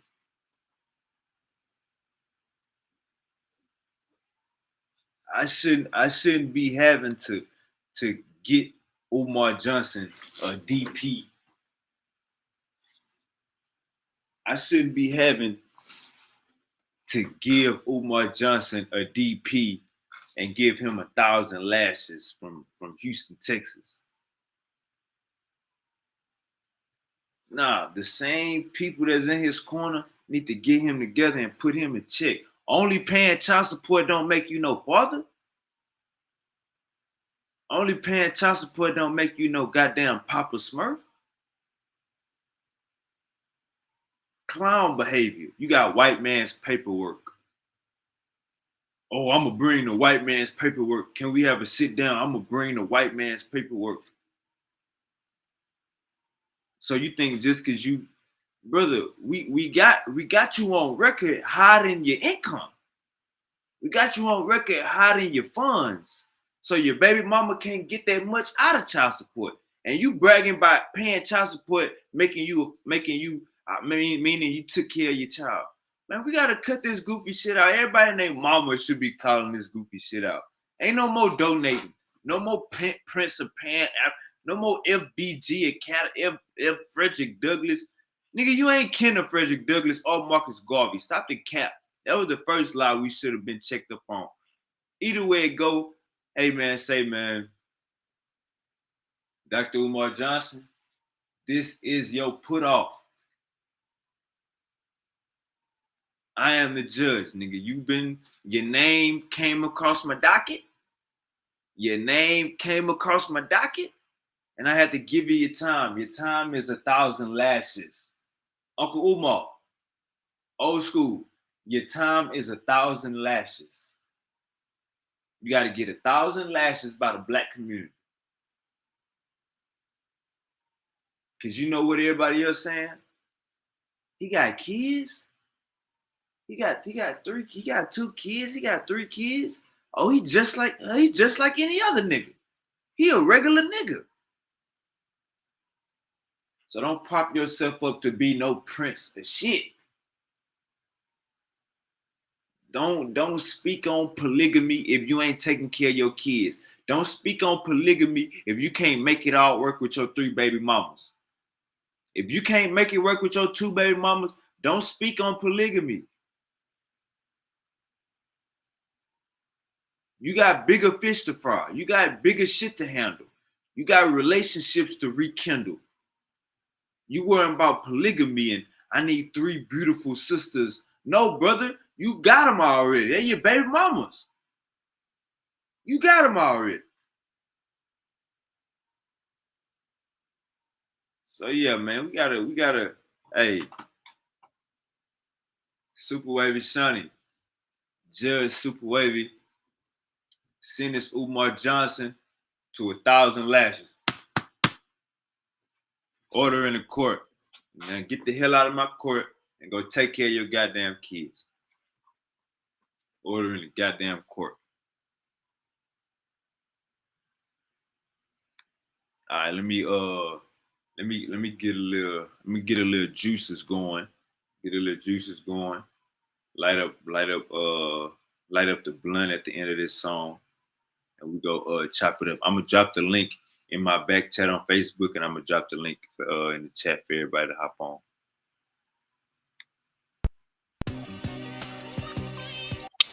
Get that stilo. Just touching down. Get this shit 1,000 times. Yeah. for. Every day I wake up with it on my mind. Gotta get another sign. Mix and match my jacket pine. Hit the bitch, she wasn't mine. Pull a pen in my ear, a contract I never signed. All the places touching down. Did this shit a dozen times. Urbandale roller coaster like OG Kobe Low. You can't even notice him. You ain't even know he know. Underrated totem pole. Underage and totem poles. All shit like OVO. Bet they know like Shorty Low. Rolling cookies, burning gas like Wayne when he dropped quarter four. He jumping jack them 40s go. They ask how many 40s flow. And 54 free Lil Mario. Run that feet, no argue ho. We run with this guitar hero. Flexing in Ferrarios. I'ma make it make sense. Yeah, I'ma make it make sense. Yeah, I'ma make it make sense. Yeah, I'ma make it make. I'ma make it make sense. Yeah, I'ma make it make sense. Yeah, I'ma make it make sense. I'ma make it make. Stop sucking niggas dick, I can suck my own dick. Why I put in all them hours just to let my phone click? Feel how Mike Jones felt when he made back then. Loose old clips when you loading, gotta smack in. Chain link snapping, Urbandale snapping. He gon' die behind the color, stepping in the name of blood. Fuck the bitch from Philadelphia, I'm a Eagles fan. Too important where your sources, gotta meet the man. Spending extra money on the gas for the taste. All he wanted was 2 grams, I dip, I was running late. Call me Wade, Cliff, Kingsbury, how I draw the play. Standing on top of the bullshit and right out of the way. Hey, I'ma make it make sense. Yeah, I'ma make it make sense. Yeah, I'ma make it make sense. Yeah, I'ma make it make. I'ma make it make sense. Yeah, I'ma make it make sense. Yeah, I'ma make it make sense. I'ma make it make.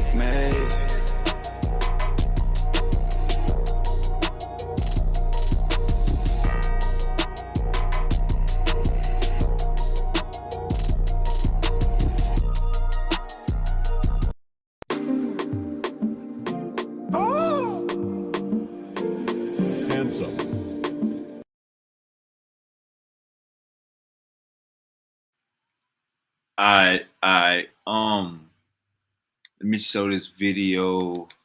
Let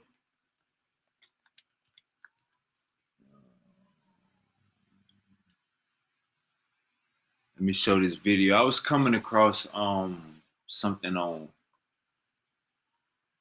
my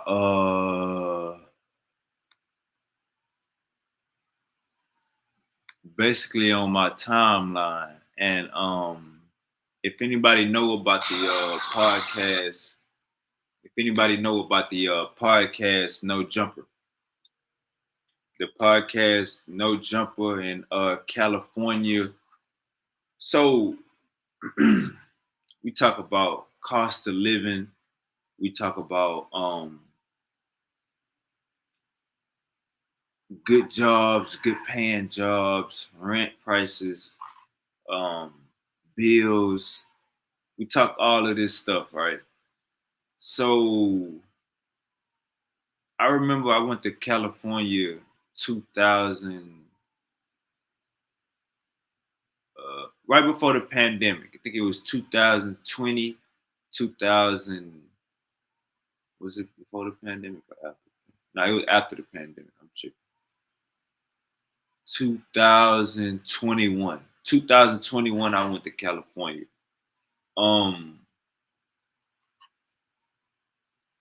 It's beautiful, you know what I'm saying? The hills, you know what I'm saying? The sunsets and shit. I remember I was going down, you know how they have people have their stars, the Walk of Fame, the stars, Hollywood Star of Fame or whatever, where they had a star in the ground with your name on it. So I remember I was walking down Hollywood Boulevard. I'm walking down Hollywood Boulevard, and it's nice, you know what I'm saying? It's they got some low down parts, but overall Hollywood Boulevard looks nice. But in one of the low down parts I'm talking about, and it's all on the strip, so you can't walk down Hollywood Boulevard without missing what I'm about to say. I'm walking down Hollywood Boulevard. I walk down both sides. Before I seen the stars of fame, I was walking down one side, hit a dispensary. Before I hit a dispensary, it was a smoke shop. Hit a smoke shop to get some gauze, and then I was walking down the other side of Hollywood Boulevard. So as I'm walking down the side of Hollywood Boulevard, I see like 10 teenagers. They posted up, looked like they was playing music. Looked like they were just chilling, playing music. Look, know what I'm saying? It looked like they was just, know what I'm saying, chilling. They had their skateboards. You know what I'm saying? I didn't think nothing was off with the whole picture. I came back to Hollywood Boulevard like 2 days later. You know what I'm saying? At nighttime. So I was walking Hollywood Boulevard at nighttime like 2 days later. We ended up getting I think after our 4th or 5th day, we ended up getting a hotel off of Hollywood Boulevard, like right off of it. Just for one day though, because we missed our flight. Ended up staying like 2 extra days in California. Anyways, that's like I just said, end up staying 2 extra days in California. We missed our flight back to Texas, you know what I'm saying? But it wasn't on no we didn't have the funds. It was more so of we doing all of this. We couldn't hit everything. We missed our flight. Fuck it, let's hit everything else. Then we'll book it, and then time just kept. Know what I'm saying? Like California is lit. Know what I'm saying? So 2 days later, I go back to Hollywood Boulevard. I'm walking down the street, and I see these same cats. Know what I'm saying? I see them at the same spot. At this spot, it's like two abandoned stores, but it's storefronts. So it's like they got like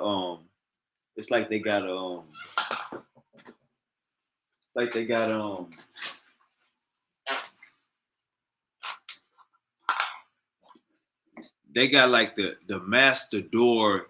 They got like the storage door down on both of these stores. So it's like a storage door, kind of like a burglar bar fencing on both of these doors. You know what I'm saying? And then on the other sides of them, it's like you keep walking, and then it's more stores. You know what I'm saying? Along Hollywood Boulevard. So 2 days later, I walked back down Hollywood Boulevard just to check the scenery. You know what I'm saying? I'm visiting on my tourist shit. I'm out there by myself. You know what I'm saying? I run into that dude that be like, got him, with the crazy teeth. His teeth like coming out of his mouth like this. You know what I'm saying? He'd be like, got him. I can't think of broski's name right now. But I ran into him. And hold up real quick.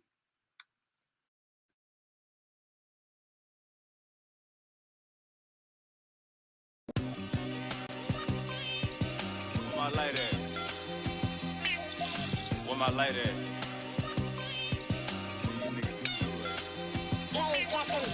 Supplying my apartments, I'm the doctor, I feel like Phil. Don't tell me what them bodies charging, I don't like deals. Put a top on what you sipping, cause it might spill. New Cambino since 06, and we tight still. Push up on a nigga, you can tell that my hype real. Buy so many guards, pay my corner store light bill. I just caught some Yeezys, got me walking like Buzz Lightyear. Got me walking like Buzz Lightyear. Top shelf, grade A. Bodies buying half zips cause it's payday. Sean, tell your little brother stop spinning, he ain't K-Slate. Turn up one no jack shots and cool on the J-Pay. Shot him 100 still though. They on defense in the field, so I'ma let my skills show. Master P the game, they like where your eyes real low. Noticing everything. Gold medal chains, Urbandale first place. Poppin' Lil' Shawty, she keep yelling my first name. How you brought marijuana to a first date? Nigga, I was gonna be rapping back in 3rd grade. D-Horn on the mound, I work in 3rd base. Thought you was gonna stay solid when the worst came. Nigga, we watching football on church days. Nigga, we watching. Yeah. And I know we gon' ball till we fall. I know we gon' ball till we fall. I know we gon' ball till we fall. I know we gon' ball till we fall. Cause I can see the snake still, and I can see the hate still. I'ma make a way still. I'ma make a way still. Yeah, thought I told you I'm a businessman. On the north side at Timmy Chan. Why they moving off of his command? I can put you on the pension plan. More bars than a prison van. Hair growing like my image found. Comedic portraits, fuck percentage. What a portion. Say this Polo, this Ralph Lauren.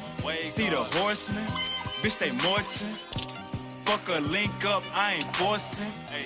Lacing that up like my Jordans. Far left lane, way Jeff Gordon. Gotta smoke before I leave. What my lighter? She keep asking about Celine. I'm like, who have it in boutiques? Had to PCA my threads.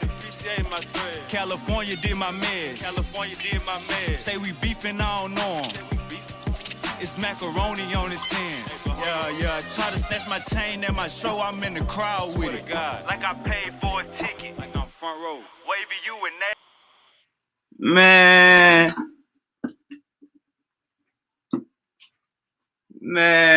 Alright, so let me finish my goddamn story. Alright, so basically, I went back down to Hollywood Boulevard 2 days later.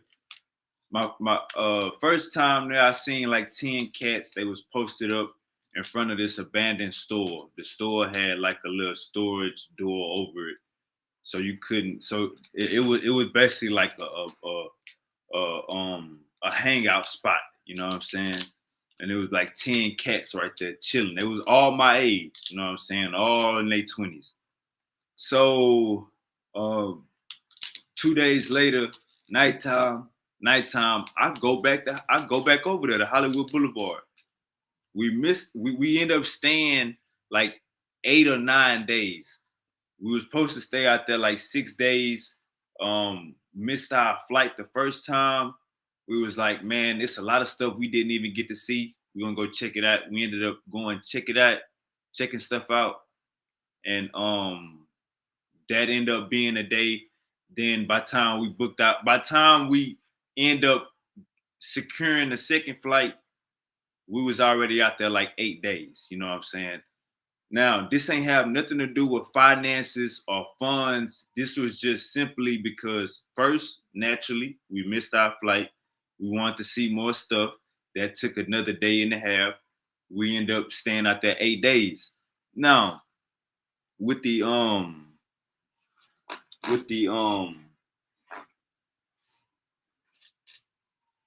when I went down there to Hollywood Boulevard that second time, it was nighttime. I'm walking both sides again. When I get to that side, I see like at least 7 of these same cats, at least 7 of these same dudes that was there the first time I went to Hollywood Boulevard 2 days before that.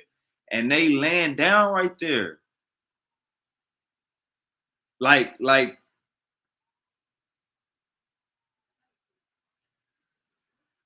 it went from seeing them in the daytime 2 days before that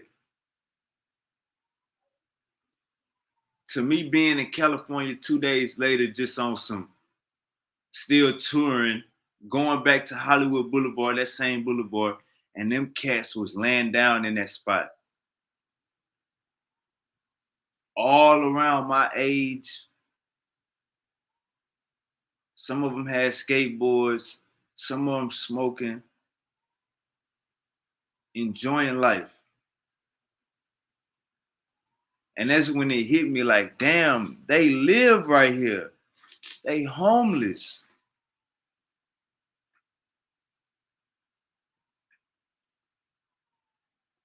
We hear these stories about California, city of dreams. You want to make it, go to California.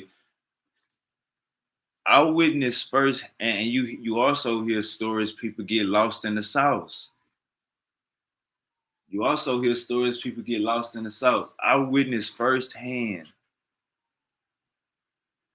the homelessness in California. specifically Los Angeles, specifically where tourism is at. Man, I seen a dude that had a bed on top of his house, a whole bed on top of his house. I mean, I messed that up. He had a bed on top of his car. I messed that all the way up. He had a whole bed on top of his car. You know what I'm saying? I ain't never seen that in my life. You know what I'm saying? Like a whole camper type bed on top of his car. But yeah, so I come across this video today, and it was basically like a cat from No Jumper is now homeless. And I immediately started getting flashbacks of being in California and seeing firsthand how bad the homelessness in California is different. The homelessness in California, they still got all the electronics. So they got TVs and cell phones and laptops and tablets. They got all of that. They just don't have the roof over their head. You know what I'm saying? Like you would be walking down Hollywood Boulevard and see a homeless person laying down on their phone.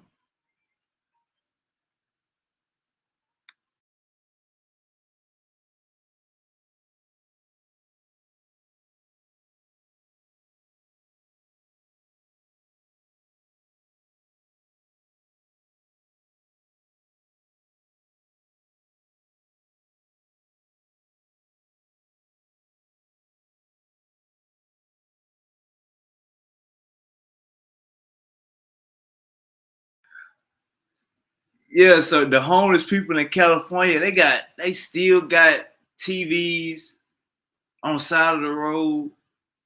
I'm walking down Hollywood Boulevard. I see a nigga watching YouTube, but laying down. He laying down watching YouTube. You know what I'm saying? Got his whole little pallet laying down watching YouTube. Hey man, so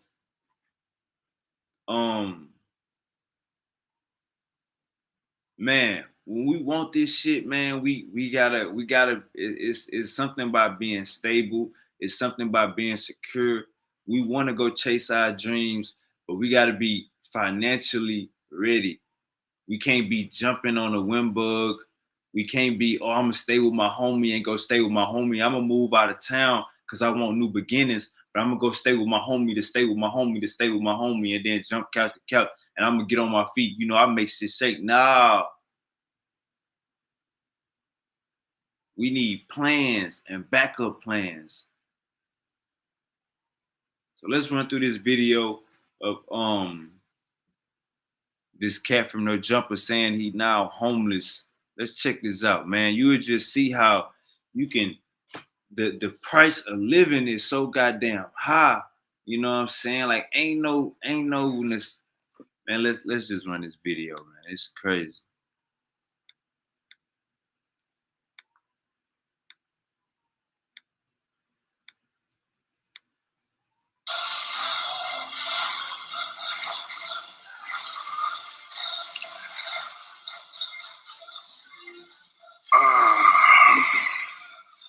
Trying to get myself together, man. So this is day in the life and the struggle of YBG.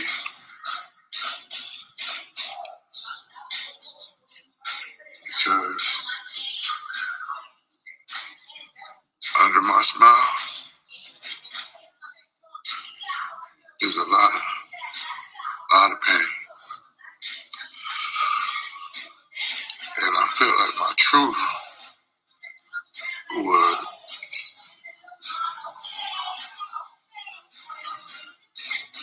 speak volumes to a lot of others. So I'm glad that I'm here at the laundromat with my belongings. That's my stuff. 1 pair of shoes, 2 pair of shoes. Got shoes on my feet, my outfit I got on. Some clean tank tops, brand new fresh outfit. My regular clothes. I just throw on, work out in or whatever. And shit. Yeah. It's what? It's about 5 a.m. I'm in Long Beach, California.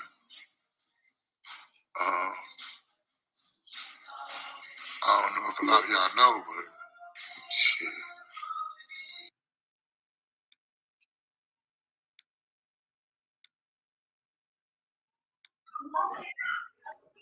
Uncle Harold. Well, hello, sir. Hello, everybody. What's up, room? How's everybody doing? Hey, man, long time. I'm glad you're on the platform. Hey, let's check out this video, and I want to get your opinion, all right? All right.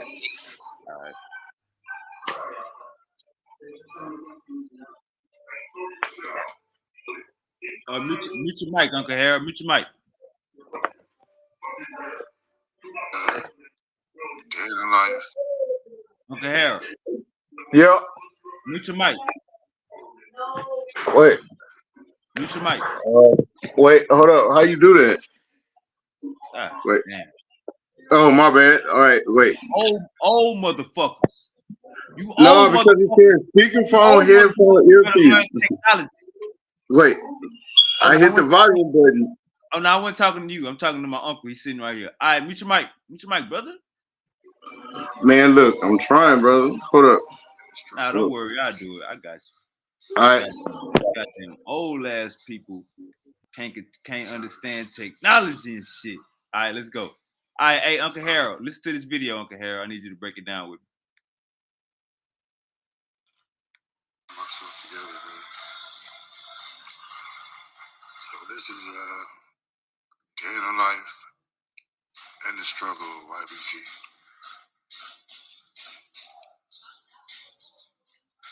Because under my smile, there's a lot of pain. And I feel like my truth would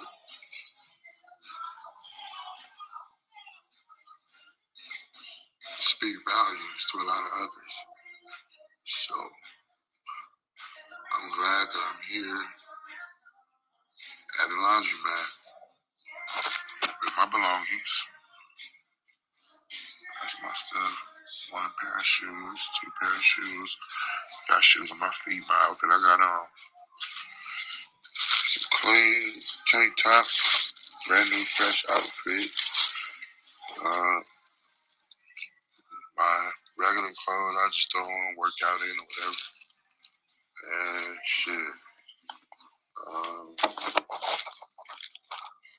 Yeah.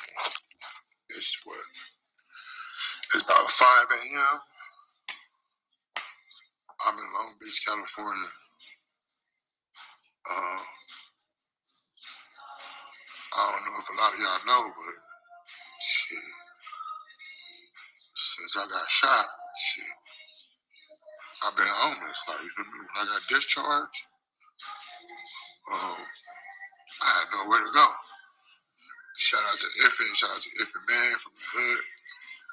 Only dead homie, because if it wasn't for God, the nigga wouldn't have had nowhere to go shit from when I got out.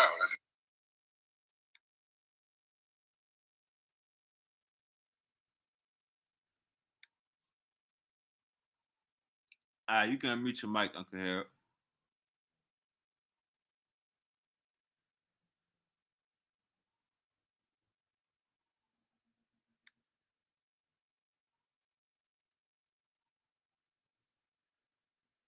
Tax Act doesn't care which tax filing software.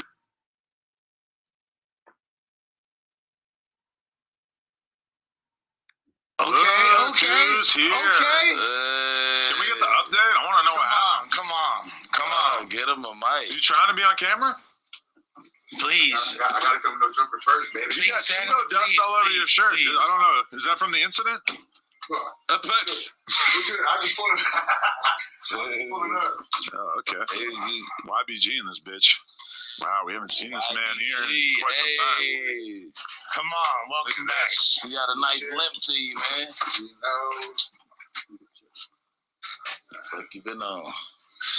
For those who don't know, YBG had a little bit of an incident a couple months ago, and then he posted on his story. Where is it at? Where happened? You gonna leave him hanging? Oh, I was listening. What's up, man? That's a clip right there. But anyway, so he had a little bit of an incident involving a pew pew, as the TikTokers call it, and then apparently you had another one over the weekend. What happened? Yeah, man. You want me to be totally honest, Adam? Whatever you can say. I'm gonna be honest. I was at my auntie's house, which is predominantly in our ops, but it has nothing to do with that. Okay. It has nothing to do with that. It has nothing to do with me anyway. Like, you feel me? The first one was more so had something to do with me, you know what I'm saying? But this one, it has nothing to do with the first situation. You know what I'm saying? We can get more in detail if we want to go one-on-one, whatever. But the second time, I was fucking bored. You know, it's football Sunday. I just want to watch fucking football. I'm at my auntie house. I'm like, my nephew broke the fucking TV. So I'm like, fuck. Where the fuck am I about to watch the game at and smoke some weed? So I hit my boy. I'm like, I hit Face first. Yeah. I hit Face first. I'm like, Face, who can give me some weed? And That's why you hit him from my phone. Yes. Oh, because he kept on saying, like, cuzzo, he about to be outside with the weed. Oh, I never even seen that. He called me. Big Face called me, but I'm like, I'm in Atlanta. What the fuck are you talking about? All right, go ahead. Yeah, so now I hit Face, because mind you, a lot of people. Face from Trouble that we interviewed. Yeah. Who people are asking for a part 2 with. Which would be fire. In on it? Yeah, of course. Which would be fire. That dude was tight. So pause. I'm bored, no weed, no football. I hit my boy from Troubles. Well, I hit G-Face first, then that made me think about my other boy from Troubles. And I hit him like, oh, he said weed. Oh, let me go over there. You feel me? So I go over there. And so now I'm with the Troubles. They're my peoples. I grew up with them. Like, you know what I'm saying? They're my peoples. So now. Me too. I have a close friend from over there. Really? Yeah. Short, Lucy Fade. He said, what? I get over, because he come pick me up from over there. I get over there, and I'm telling his sister the story. I'm telling his sister the story, like, hey, look, I'm good. I don't got no limp. Like, you know, I recovered from the first one. I recovered. Yeah. Hey, I'm still alive. Goddamn. So, like, pretty much, I'm telling her that. I interviewed him.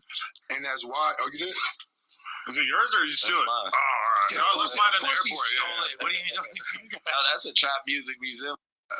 I sit down in a car. So you know how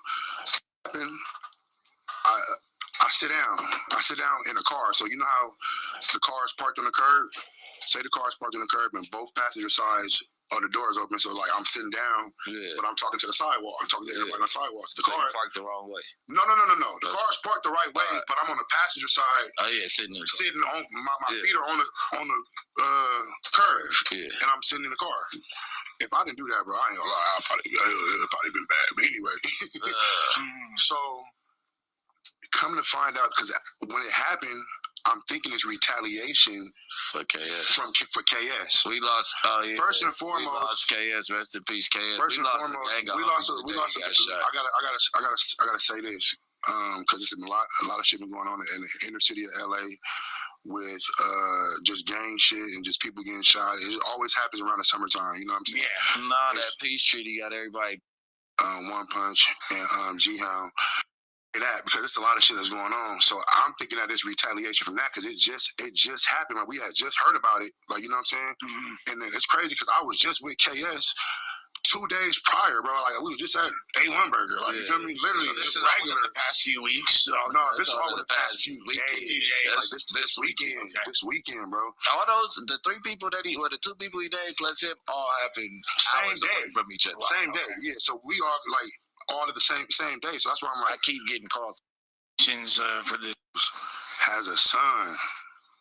Don't say where. Yeah, I'm not saying. I'm just coming to get some weed, and that situation happened. You feel me? Just totally random. That's totally crazy, random. bro. Like, you feel me? So everybody, you know, is thinking like, oh, it's the same situation that happened.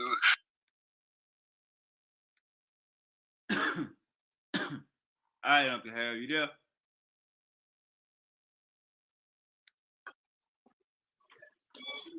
Yep. Harold? Yeah, I'm here. All right, so how you feel about that situation right there? I only got increments of the story, so just give me a little backdrop first, and then I can be able to give my opinion on it. All right, so basically,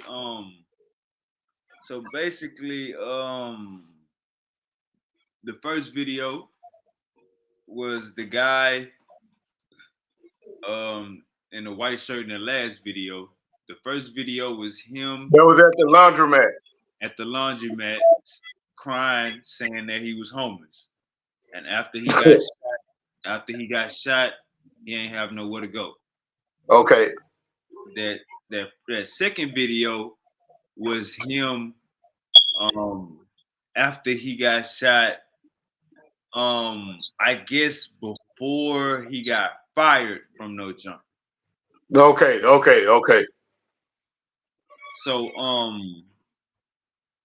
how you feel about that whole situation? He said he been stuck in Long Beach for 6 months. He's now homeless. If you listen to that second video, he said, I was at my aunt's house bored. Right. I was at my aunt's house bored. I wanted to smoke some weed and watch football. Okay. So it sound like to me with that, it sound like he didn't have his own place. He actually did stay with his aunt. That's what it sounded like. Yeah, most definitely. Now, was it in chronological order? The video? Did the first one come first? Did the second one come next? What you mean? Was the first one was the first video with him in the laundromat? Was that before or after the one that he made then that he's staying with his aunt because he might could have been homeless, but then end up moving with his aunt? Hold on. The first video I showed you in the laundromat was 2 days ago. Okay. The second video was 6 months ago. Go ahead.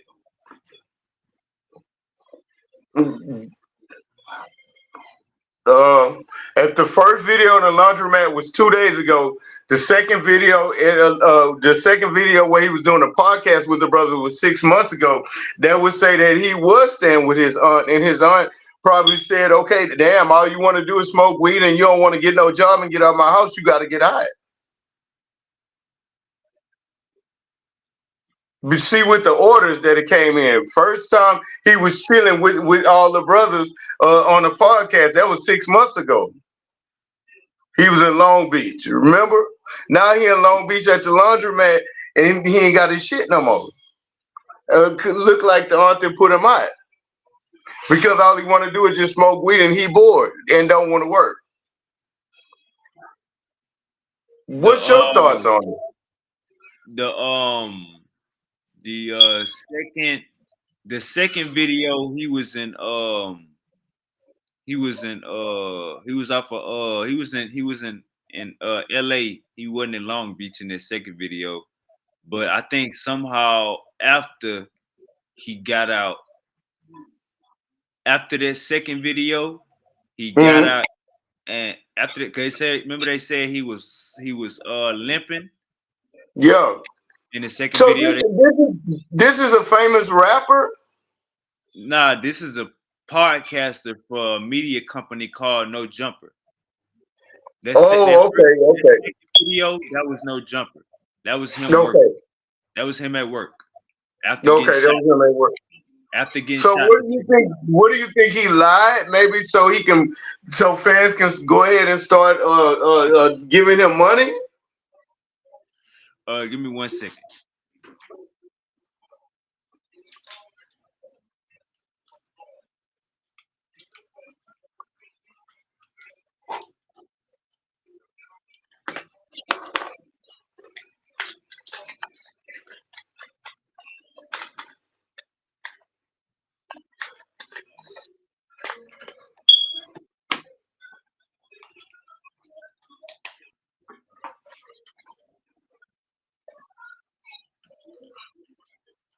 to pop some tags. Only got $20 in my pocket. All right.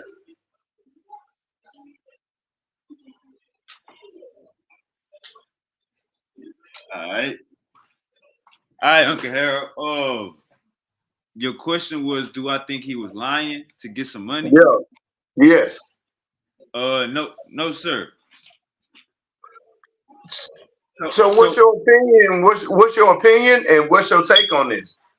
All right, so look, when I asked you that question, you told me, well, maybe his mom, maybe his auntie was like, oh, you ain't gonna get no job. All you want to do is smoke weed and watch TV. Well, she probably put him out. Or I guess this is what I'm thinking. If you got shot 2 times staying with me, and I don't think the his place of work, no jumper, pay a lot of money because he wouldn't be staying with his aunt in the first place. Agreed. I think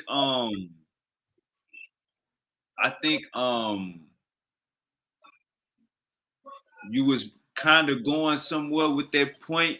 Maybe him getting shot 2 times back to back, his aunt would be like, nah, I don't want that around my house. You know what I'm saying? You got people trying to get you. Maybe his aunt closed the doors on him. You know what I'm saying? Felt like he wasn't being productive or he was going the wrong direction. Maybe his aunt closed doors on him. Maybe that's a maybe. But how you feel about that part? And I'm trying to get to a proper place where I can go live. My kids are up in the front room. Hold on, give me just a second. I'm trying not to go in that room because I'm smoking. Hold up, give me just 1 second. All right.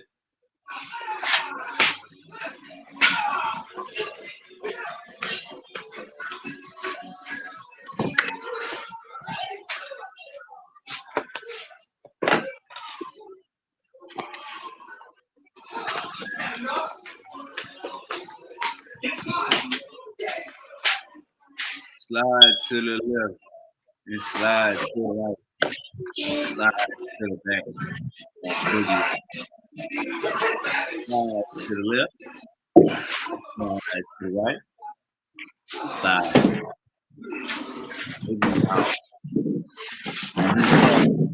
Song coming out.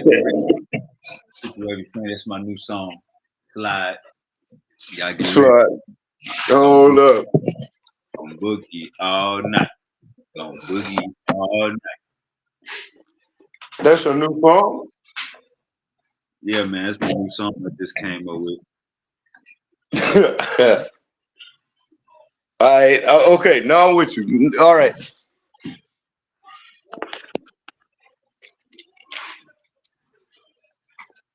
All right. So basically, I was saying, was you basically taking that same sentiment as far as you got shot, your auntie might have closed the doors on you?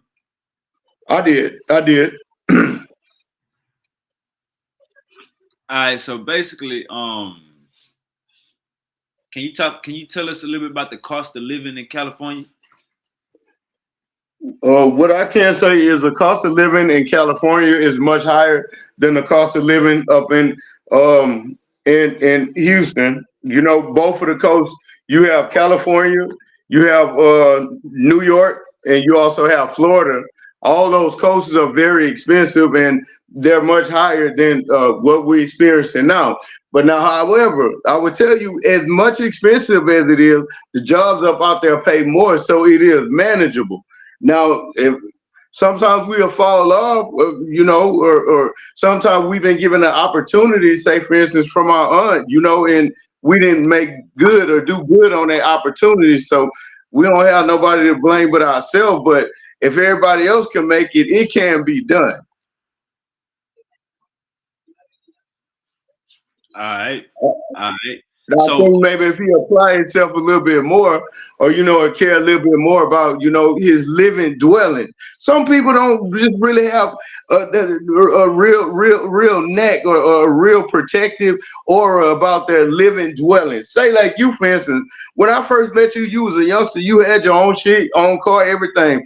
You know the value of having your own, and you know what I'm saying. And I'm pretty sure you had hard times at times. Everything is never easy for nobody, especially if it's worth having. Now I know, but you know the value of having your own stuff, and and protecting that at all costs, because you don't want to go stay with people. You know what I'm saying? You like your own privacy. You like doing, you know what I'm saying, whatever. So I'm pretty sure you will protect that, even if you was here or if you was in Los Angeles, even though the cost of living is higher than a motherfucker. If you accustomed and always gonna be accustomed to having your own stuff and don't want to stay with nobody, you're gonna go out and get it, no matter, not saying no matter what, but we gonna make it happen. yes, sir. No, some people don't fall into. Some people haven't grown up from that yet, or some people don't really feel the better responsibility to giving your last to the rent man when you only got $3 or $4 left. But you got a place to stay for 30 more days. You know what I'm saying? Some people don't know the value of that. That's a fact. That's a fact. I agree with that 100%. So when we talk about the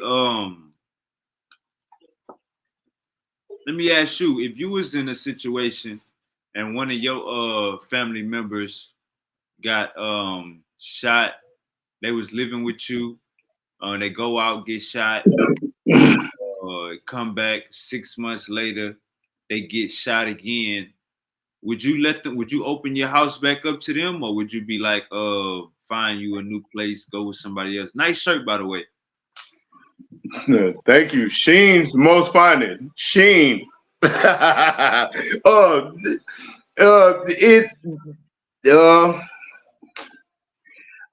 depends on the situation. The situation depends on the situation. That's all I can say. It depends on the situation, but 9 times out of 10, if person is getting shot 2 times up over here, hell no. I ain't got shot now time. You getting shot 2 times living over here, and I'm trying to help your monkey ass, and you hollering about you ain't got no weed, and all you want to do is bored and watching football, motherfucker. Hell no. Oh, I did all I could do. You gonna have to, there's something. I have to be firm, and it's time for you to move around. Right. But some people, we already know that we just can't help. Right. All right. So let me ask you this. Let's say one of your nephews got shot one time. They stayed with your one of your cousins, and then they got shot again. And the cousin basically put him out, and they calling your phone asking you, "Hey, I need a place to stay. Would you can I come stay with you? You know what I'm saying? Till I get on my shit. Would you let Well, them come?" no, from me being of age and a seasoned individual, that would tell me your aura and your energy that you bringing is not something that I would like for to mix with mine. And I think we need to keep the energy separate. And I'm sorry, there's nothing I can do. So That's just, you have to be honest. Let your yes mean yes. Let your no mean no. Anybody that keep getting shot and stuff, man, he look grown, man. Grown. People don't get shot at being grown. When you grown like that, that's what teenagers and shit that do that haven't, you know what I'm saying? He look real grown, big ass. Don't look like he missed any meals.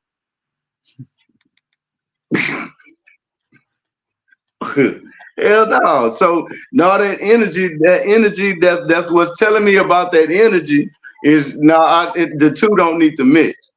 Then there's nothing I can do for you. How would you feel about it? Because I know you're real family oriented. I know you very much so family oriented. I know you. All right, so it's basically like this to Okay. clean up the story a little bit. So basically, when he got shot those 2 times, Uncle Shaka in the building. Uncle Shaka is in the building. So when he got shot those 2 times, he wasn't exactly at his auntie house, but it was Okay. more of you getting shot, you recover in the hospital, and then you got to get discharged somewhere. And then you get shot again. Yeah, you know what I'm saying? Oh, And okay. the Because hospital the then. first shot wasn't good enough.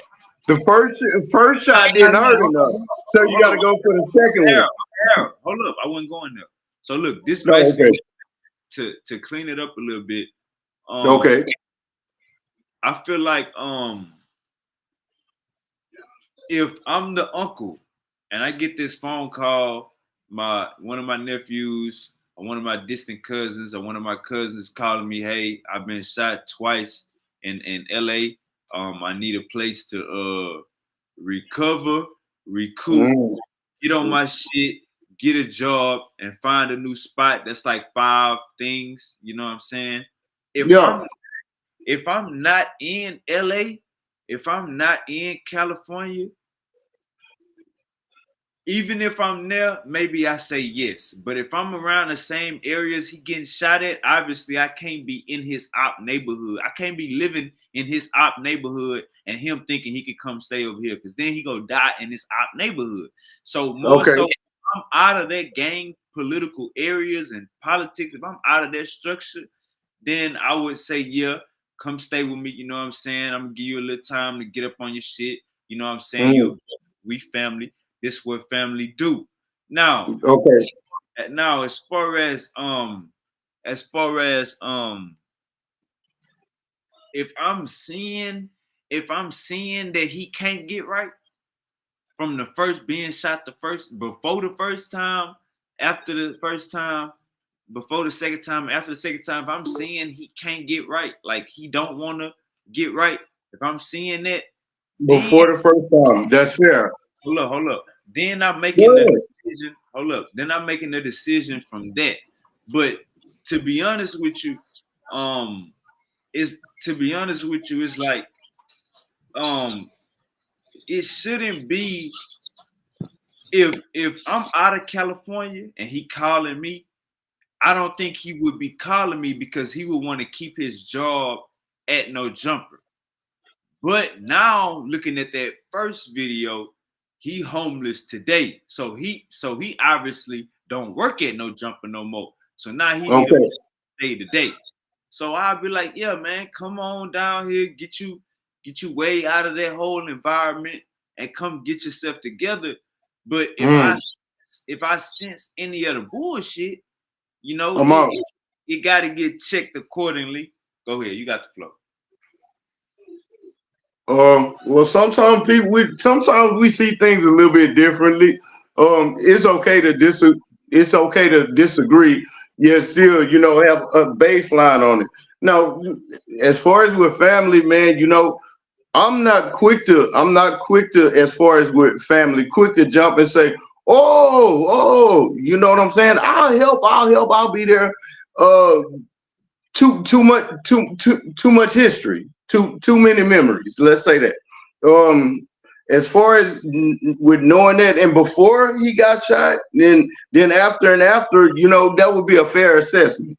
Now, somebody that just really needs a chance and somebody that is somewhat worth it. I mean, I can see your point where that can be something worth trying to help.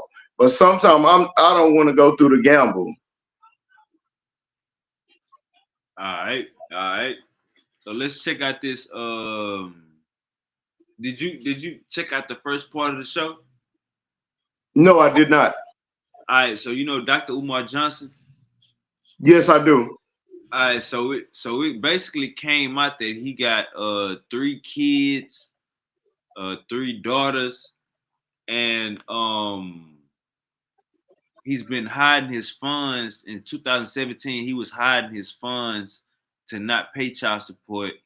And he came out, two of his daughters came out. One of his daughters came out basically saying, I'm trying to get in touch with my father. He ignored me. He blocked me on Instagram. The other daughter came out and said, hey, send me your contact information. If you my sister, I want to meet my sister. And he made a response video saying, Well, let's all sit down. What Mama Smurf at? I got the white man paperwork. I've been paying child support before that baby was born. He basically came out like talking crazy, like nothing you would expect a leader to say. I say that. But I'm gonna just say, for speaking for myself, I never knew Dr. Umar had kids. He been trying to open up a school for over 8 years. And because we got proof that in 2017 he was hiding his funds from one of his child's mothers so he wouldn't pay child support, and he was claiming that he was getting the donations. The donations they wasn't tax deductible. You know what I'm saying? So he didn't have to pay that to his baby mama. So we got proof that he been trying to open up a school for 8 years, and he basically been living off of those donations instead of the school ain't open. So now we got this coming out that, and mind you, I never knew he had a kid. And let's say his response was, I've been paying child support since that kid was born. Both of these daughters saying they don't know him, never seen him. Both of these daughters are saying that. He's saying he been paying child support. How you feel about that? Dr. Umar, Dr. Umar, Dr. Umar, all your stuff is coming unraveled. Let's start off first with the positives on Dr. Umar. Dr. Umar is black, pro-black, black and black, black, black. Dr. Umar, your blackness then swiveled and swerved. Now all your stuff is coming out. Remember in the beginning, Dr. Umar was caught gambling with all the people money. Let's not forget. Way back in the beginning, he was caught at the casino with all them people money when they first was giving him those donations. Now, come on now, let's not forget Dr. Umar. Dr. Umar is very slickety slick character, want to be that fake ass Black Panther on the inside shit, but his stuff is not together. Dr. Umar, your kids is telling you not gonna pay no white man child support. Dr. Umar, them kids and told up on you. Now you can sit there with all this, I'm blacker than black, black, black, black, black, which is fine and dandy. But wait a minute, you can't go over off the board. You got to make sure all your shit is clean, all the way clean, because a lot of black people look up to you, Dr. Umar. You're a slick one. You're a very slick one. But keep in mind, a lot of these black organization and a lot of these brothers look up to you for the knowledge that you put. But when you slick it in a can of oil, Dr. Umar, all your stuff coming apart, that's gonna mean all your legacy is gonna start to unravel, and they're gonna see the con artist that you are, Dr. Umar, and you're gonna say it's the white people that got you, Dr. Umar. Now calm down, Dr. Umar. Let's get it together. Pay them people. Pay them goddamn people and pay them kids. You know you should have been paid that, so they would have never came up there and make a reproach on you. Once your kids make a reproach on you, Dr. Umar, now come on now. That's when your legacy really starts to unravel. Once your kids telling it on you. They telling on you, but you've been told on yourself, Dr. Umar. When you remember the video? Because I remember the video where he was caught at the casino dropping all that money like it wasn't nothing, and they said, why ain't you open up the school when we done gave you over $1 million, Dr. Umar? So wait a minute. I ain't saying that he ain't tried to open it up, but them donations, he was taking them to the casino, Dr. Umar. My thing is, Dr. Umar, you do have a chance to get this together, but you're going to have to clean this slick shit up. Now, when you clean this slick shit up, Dr. Umar, stop coming at that with that black and using us up in there because you making us look bad with that slick, slow, sorted shit, and you make everybody think that all black people like that, Dr. Umar. So you're going to have to calm down, especially if people look up to you. The brothers look up to you, Dr. Umar. But that's my take up on it. I found the video. Hold on. My skin glowing because I'm the Bruce Leroy of this shit. My skin glowing because I'm the Bruce Leroy of this shit.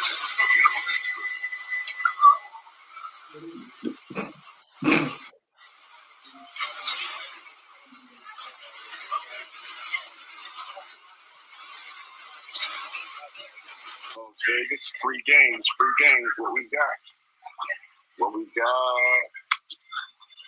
Let's go, baby. Let's go. Let's go. We need $1 million for the Frederick Douglass High School. Come on.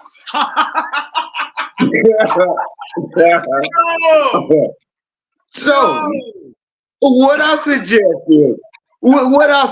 is, we keep an eye on that damn Dr. Umar. We give him 6 months probation, and we'll see if he get his shit together and pay all that damn child support.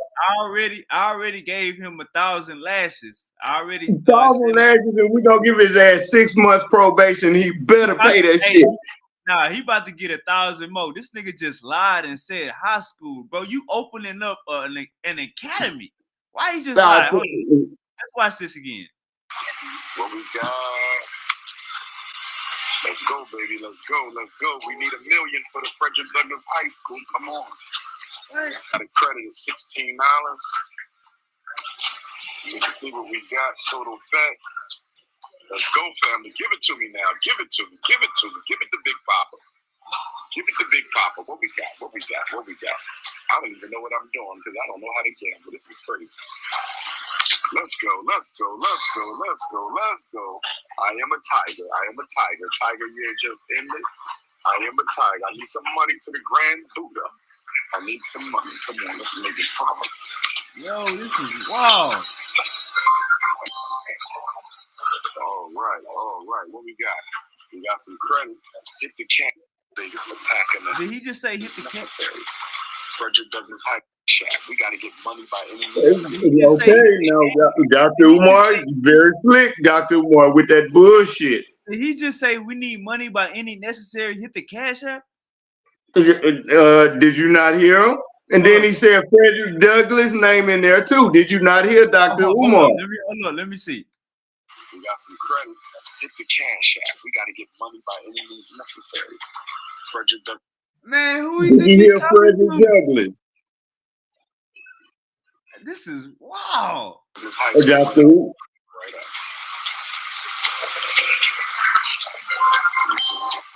Let's see what we got. What we got? What we got? What we got? Am I going to win some money? When am I going to win some money? All right, let me see what he say.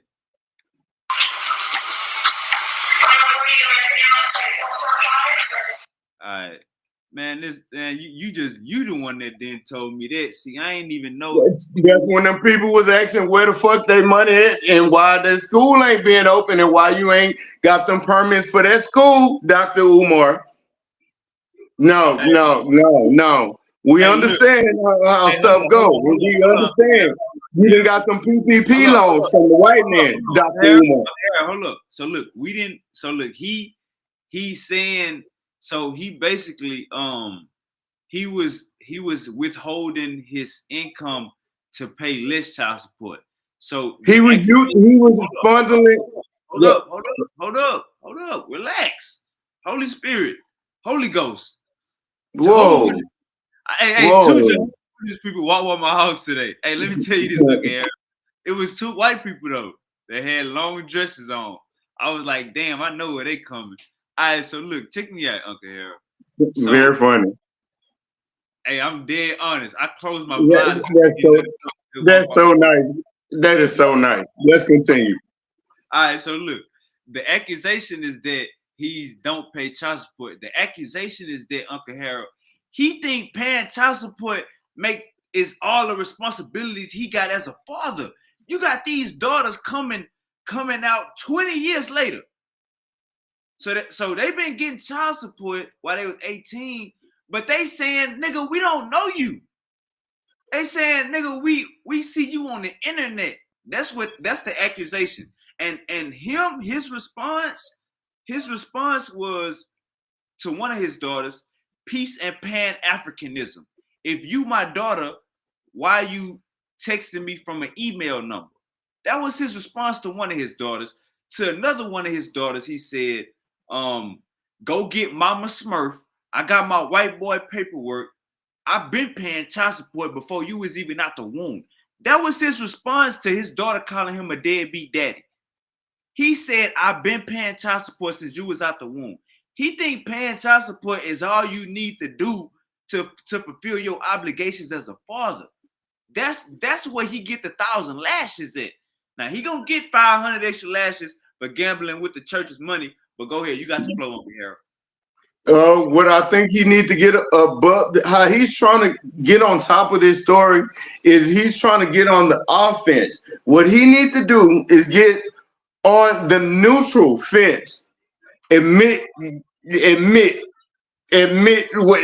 what you did. Ask for forgiveness and let's move forward and try to make it better because you know you got the money now. You probably didn't have it then, but you know you got that damn money now. Make that shit better and make that shit right and apologize and move forward. And that's how you're going to gain the respect and get your legacy back, even from the brothers that respecting you, even from us talking to him right now. Okay, we understand. We know how it is. Slick ass, which is slick ass. The slick ass that got caught up in all your shit, which is fine and dandy, but it's not so bad. You've been paying your shit. You've been paying it, but you need to make amends with these girls, man. Make amends with your daughters, bro, because they the one who really give you your honor. Everybody say the son. No, it's the daughters that give you your honor, man. If they honor and respect, man, they respect manhood, fatherhood. You see what I'm saying? Overstood. Your son is just mimic you. Your daughter is what really gives you your honor in a father, you know. Hey, and just for the record, I didn't know Dr. Umar talking about building a school. Mm-hmm. Kids. Yes. You ain't taking care of your own kids. This nigga done swindled all this Negro done swindled all them people out that goddamn money and went to the damn casino and got busted. Hey, this how we gon' I definitely had to get your opinion. This how we gonna close out this show. Okay. You always hear the old people. Oh, them YNs. Oh, them young niggas don't listen. Oh, back in my day, it was respect. Back in my day, we didn't do all of that. Back in my day, blase, them young niggas just got guns, and them young niggas, them YNs, them youngsters, these young niggas, these. I hear these old motherfuckers say this all the time, right, Uncle Harold? Now, let's check out this video. And anytime we hear an old nigga that's older than 40, older than 50, in their 40s, in their 50s, anytime we hear an old nigga talk about young niggas doing this, young niggas need to slow down, young niggas need to do this, young niggas need to blase, show them old niggas this video. Anytime you hear an old nigga don't want to connect with the youth, anytime you hear an old nigga stuck in his ways, anytime you hear an old nigga blaming the times is different. Well, back in my day as an OG, nigga, y'all was lost too. Check this video out.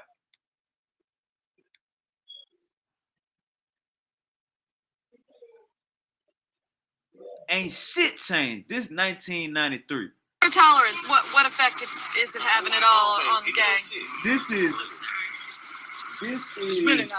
This is 1993 in Fort Worth, Texas, 1993. So this is 30 years ago. 93, 03, 13, 23. This is 32 years ago. Check this out. 32. Yeah, but none. See what I'm saying? It ain't gonna stop nothing. Shit's still gonna happen. You know what I'm saying? It's really making it worse. Why? When they jump out on us and put guns in our face, make us get on the ground, kick us, take our rags, it don't do nothing but make us aggravated. You see what I'm saying? We gonna go take our pain out on somebody else. You know what I'm saying? That's just it. It ain't helping none. If they lock this man up real 15 years flat, what you gonna do when you come out, cuz? Still be crippin' regardless. We get locked up, we crippin'. We out here, we crippin'. This is in our blood till we die. Ooh, for life. It ain't helping none. What if has it had any effect at all on what you do or how you lead your lives? Nope. Ain't no time. Wouldn't do nothing else in the world. Why? I get a kick out of it. I like bang, you know what I'm saying? Blood killer. Well, what, do you avoid certain areas? Has anything changed? Is there a drive-by stopped? Or? Work finna be our whole scene. We finna stop 6. It's gonna be our cook. Well, take them hoes out their own cook. Has it stopped any of the violence at all? I mean, is that good? Hold on. Y'all know better than us. Have you stopped any of the violence on? You live here. I figure it's not gonna stop it.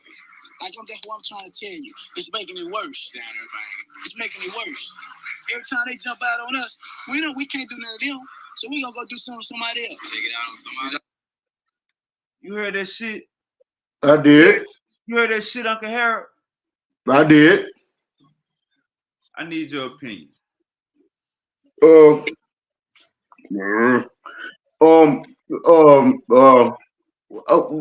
My opinion and my take on it, like when you find an old school cat that it's different type of old school cat.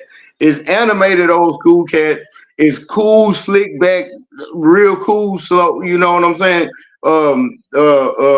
Old school people. Now, just to go to a youngster, you can't just go to youngster and say, "Nigga, look here, you don't know shit." That's disrespectful for number one, because you don't know what they know. For number two, when you address anybody, you have to address them with respect. If you're trying to get any knowledge passed on to them, you have to come with respect. You can't come with, "Nigga, y'all don't know shit." Back in the days, okay, no one had the answer. No one still has the answer because none of this shit is solved. Only person who would have the answer is the person that created us, I would say. So one person can't tell the next person, but I will say this: an older person can see further sitting down than a young man standing up. Now, that's what I will say. An older person sitting down can see further than a younger man standing up. That's all I'll say. All right, so my whole reason for showing that video was to show that the old heads always talking about back in my days. Well, homie, this is my day. Class started 2 hours ago. Oh, am I late?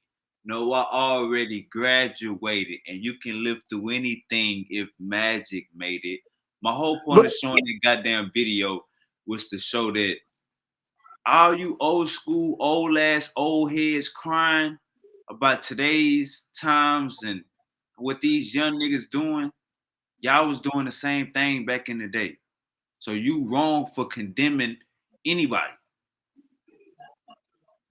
The OGs that we need to be looking up to is OGs like Uncle Harold, OGs like Uncle Sid, OGs like Uncle West, OGs like Asar and Ka, OGs like Uncle La, Uncle Mandika. We gotta cut it out with this. You asking for money for 8 years, and what have we seen out of it? You asking us to come up there and paint. You asking us to come up there and help with the flooring. You haven't even put the floors in yet. You didn't lie to us and say you spent $20,000 on 4 doors. And we look at the doors, and the doors is not even. They regular white doors. They don't have a cut, a window in the middle of the door. They just regular white doors that we see on apartments. That's like $50. He's gonna have to get somebody he's gonna have to hire somebody like a co-manager to get up in there and oversee things, because it seems like he too busy digging his hand in the cookie jar. You see what I'm saying? And that's gonna get him in trouble. Sooner or later, them people not gonna play with him. Sooner or later, it's gonna be an investigation, and then he gonna be hollering about the white man trying to get him, and he gonna end up getting indicted sooner or later. So he needs to really get this up and running first, you know what I'm saying, and let all this shit pass, you know? Hey, beefing with your daughters is the worst thing you could do. Your daughters saying they haven't seen you. Man, let me just say this, man. Let me just say this. Let's invite Dr. Umar. Let's add Dr. Umar, and let's invite him up on Powerful Bill. Hold up. Relax. my mama put my father on child support. Now the whole time, and look, this shit, wow. I remember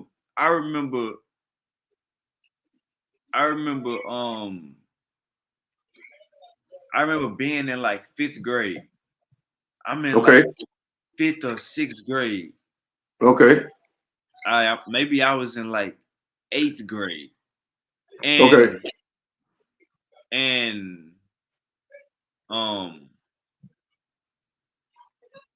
it was like my daddy stayed in Port Arthur, my mama stayed in Houston.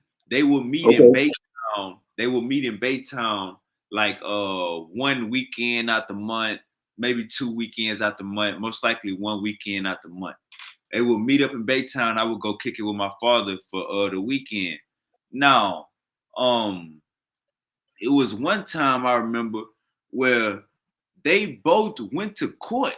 My daddy had to go to court because I think my mama was trying to get some more money. So my daddy had to go to court. He went to court. And then after I got out of school, they went and met in Baytown. And my mama dropped me off to my daddy, and I went to my dad's for the weekend. So and when my daddy told me that he went to court that same day with my mama, it kind of like put it into my perspective. You know what I'm saying? Like it hit me as a little kid. You know what I'm saying? That damn, you know what I'm saying? Like the baby mama can ask for more money, y'all can go to court for it. But the way my daddy handled it, you wouldn't have knew nothing happened. Nothing happened. So basically what I'm saying is it's a difference between paying child support and being a father. I'm still going to my pop's house 1 weekend out the month. I'm still going to my daddy's house. You know what I'm saying? It's a green light. Respect. So to think that only paying, and it was a point in time when I got to high school, and I knew already only paying child support wasn't enough. Like a nigga wanted a cell phone, a nigga wanted some new Jordans. Everybody got new shoes. I wanted some new shoes. A nigga wanted a whole bunch of stuff. So just imagine if you hadn't even seen your father to even think about fixing your mouth to ask for that shit. You only relying on your mother. So this threw me all the way off. Umar Johnson, you got to get put off. You got to get your DP. You're not a leader of nothing. You can keep trying to scam for your school, but as far as calling yourself a leader of anything in our community, that shit is dead. You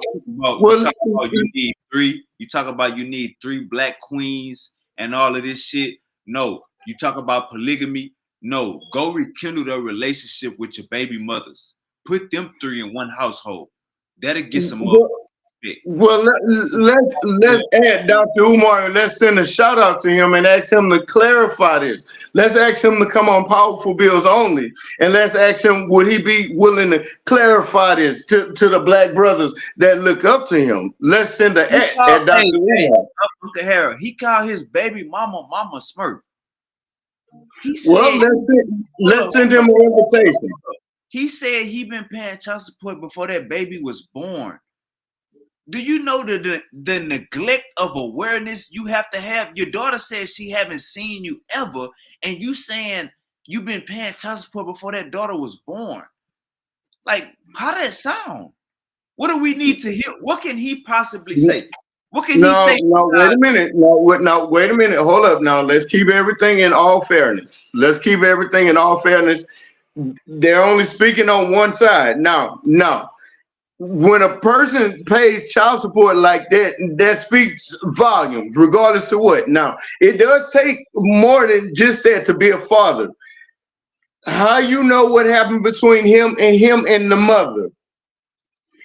The rabbit hole goes deep. Now, wait a minute. If the daughter is 22 years old, if the daughter is 22, let me say this. When you get, hold up. Because she also said that he could have got the month out of a week and he didn't want it or something like that. The week out of Monday, he didn't want visitation rights.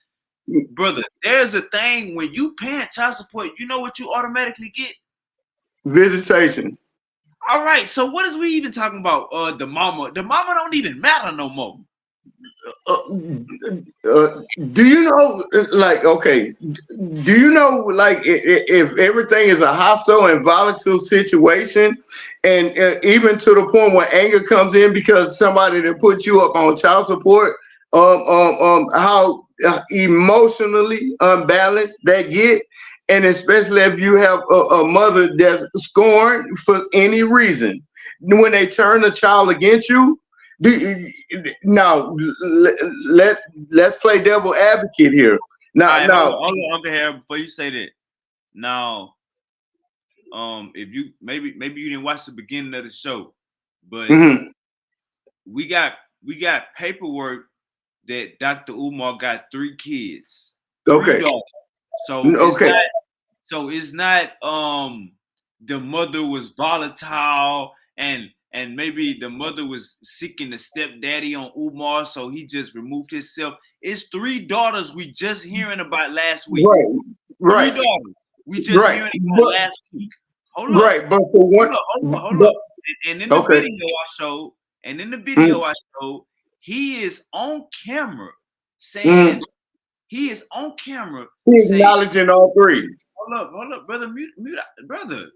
I can speak. Slow down. He is on camera. Slow down. I got you. I thought I was the Coast Guard. Slow down. He is on camera saying, my daughter in 2012. Now, from these court documents, he don't have a daughter from 2012. It's 2010, 17, and 21. What I'm saying, Uncle Harold, is 2002, 2017, and 21. So what I'm saying is, Uncle Harold, is we got him on paperwork for 3 daughters for child support. He on camera talking about a 4th daughter, and he's saying something about the date. The baby mama won't let him see the daughter. But let's just say that 4th daughter, he's talking about one of the 3 daughters. If that is a fact, that's case that he was talking about the mama ain't want to let him, the grandma and all of this, he don't want to get married to her, so she cut him off. If that is true about one of the 3 daughters, then that means he a whole 2 years late of his daughter's birthday. That's like him saying your daughter is 4, right? And him saying, I got a daughter out there somewhere, she's 2 years old. So you basically don't even know one of your daughter's age. So basically what we got a neglect of fatherhood over here, Uncle Harold. So I understand what you're gonna say, how we could play devil's advocate, how the baby mama maybe ain't shit, won't let me see my son, fucking nigga play with my guns, I'm a papa 1-on-1. I know how we want to play devil's advocate, but we got 3 different baby mamas. We got 3 different baby mamas putting them on child support. One of the baby mamas was 40, the baby mama was 20, but we got 3 different documents of him being put on child support. And his response is, I've been on child support before that baby was born. You got the floor.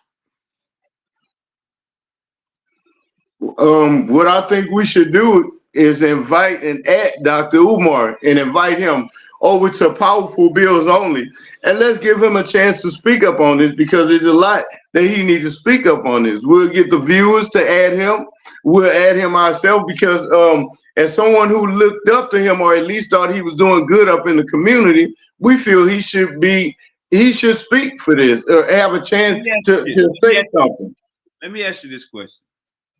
Honestly, how many kids did you know Dr. Umar had? Honestly. None. Me neither. So what I'm saying, hey, look, Uncle Harold, check me out. Check me out, Uncle Harold. When I see you, you know what I see? What's that? When you see Uncle Harold in public, you know what you're going to see? His 2 little girls. So I don't want to hear this. When you see LeBron, what did LeBron just do this past year? What did he just do? What did he just become the first person to do? Play in the NBA and get his son in the NBA. And to add a caveat on the same team as him.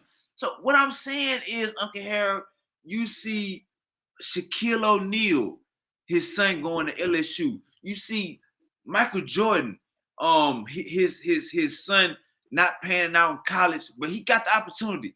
You see Michael Vick, him giving his brother getting the opportunity. You see all these LeVar Ball, all three of his sons going into the NBA. Not one of his sons got a #1 song on the charts, and 2 of his sons is playing the NBA.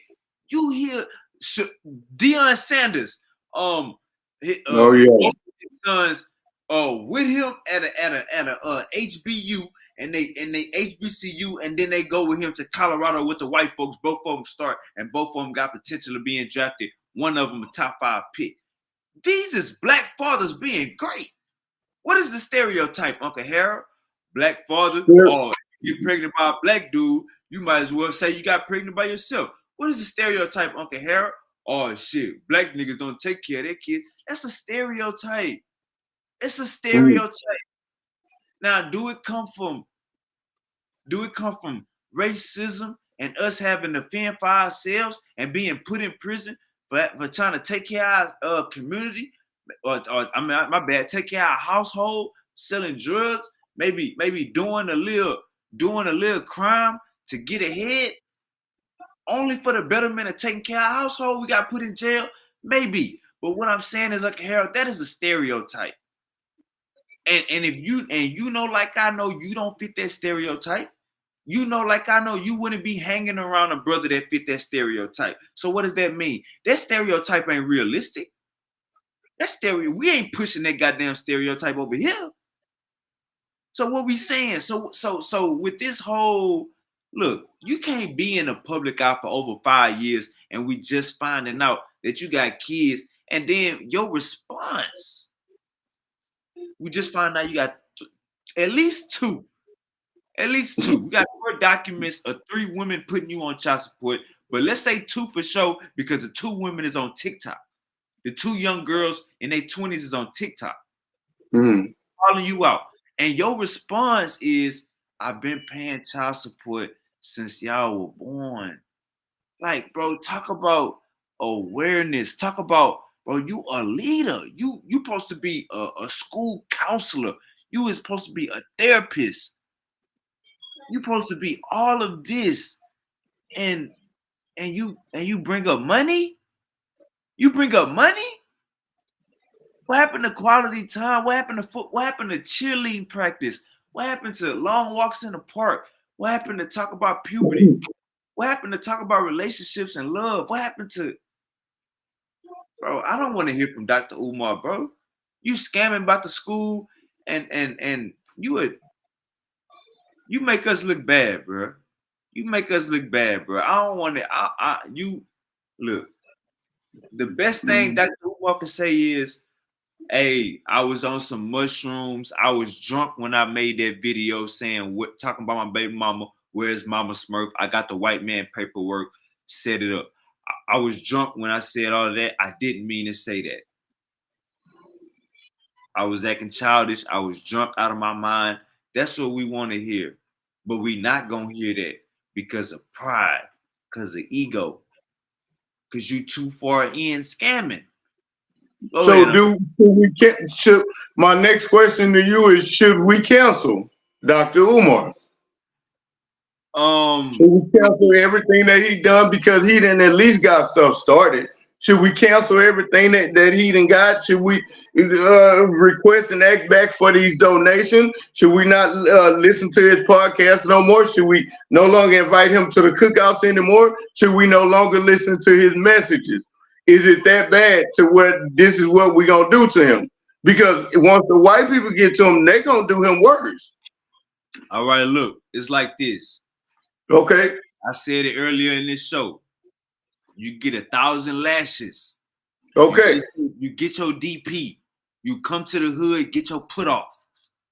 You can't call yourself a leader no more. So like I said, do what you want, build your school. But you can't call yourself a leader no more. So you need to step down from manager to shift supervisor. Ain't no shift supervisor. Now you just you're a regular employee. Now you're a regular nigga. with a suit on. You're a regular nigga with a suit on.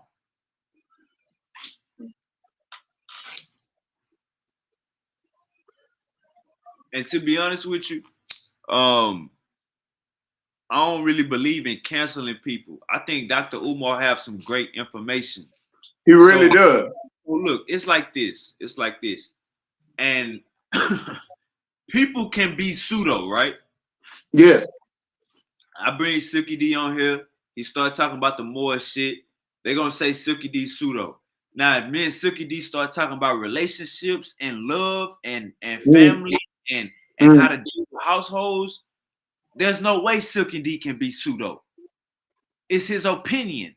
So it's more so like we gotta know where to put people at. Now, when I say you not a leader no more, that means you not a leader no more. Can you still speak on Pan-Africanism and Africa? Yes. Yes. You just not no leader no more. You a regular tour guide. You a regular nigga that's under every you a regular nigga that's under somebody. Now ain't no FBG, FB and F Frederick Douglass, Marcus Garvey, F.I. Tate, Prince of Pan-African. Ain't no. You a regular nigga now. Do you think he'll have a way to work his way back up from disgrace? No, because he been scamming, he been taking our money too long. The whole time. The whole motherfucking time. Even if you got the building, I believe that building is government ran. I believe that building is government funded. I don't believe I don't believe you putting their donations in the right places. No, he's not.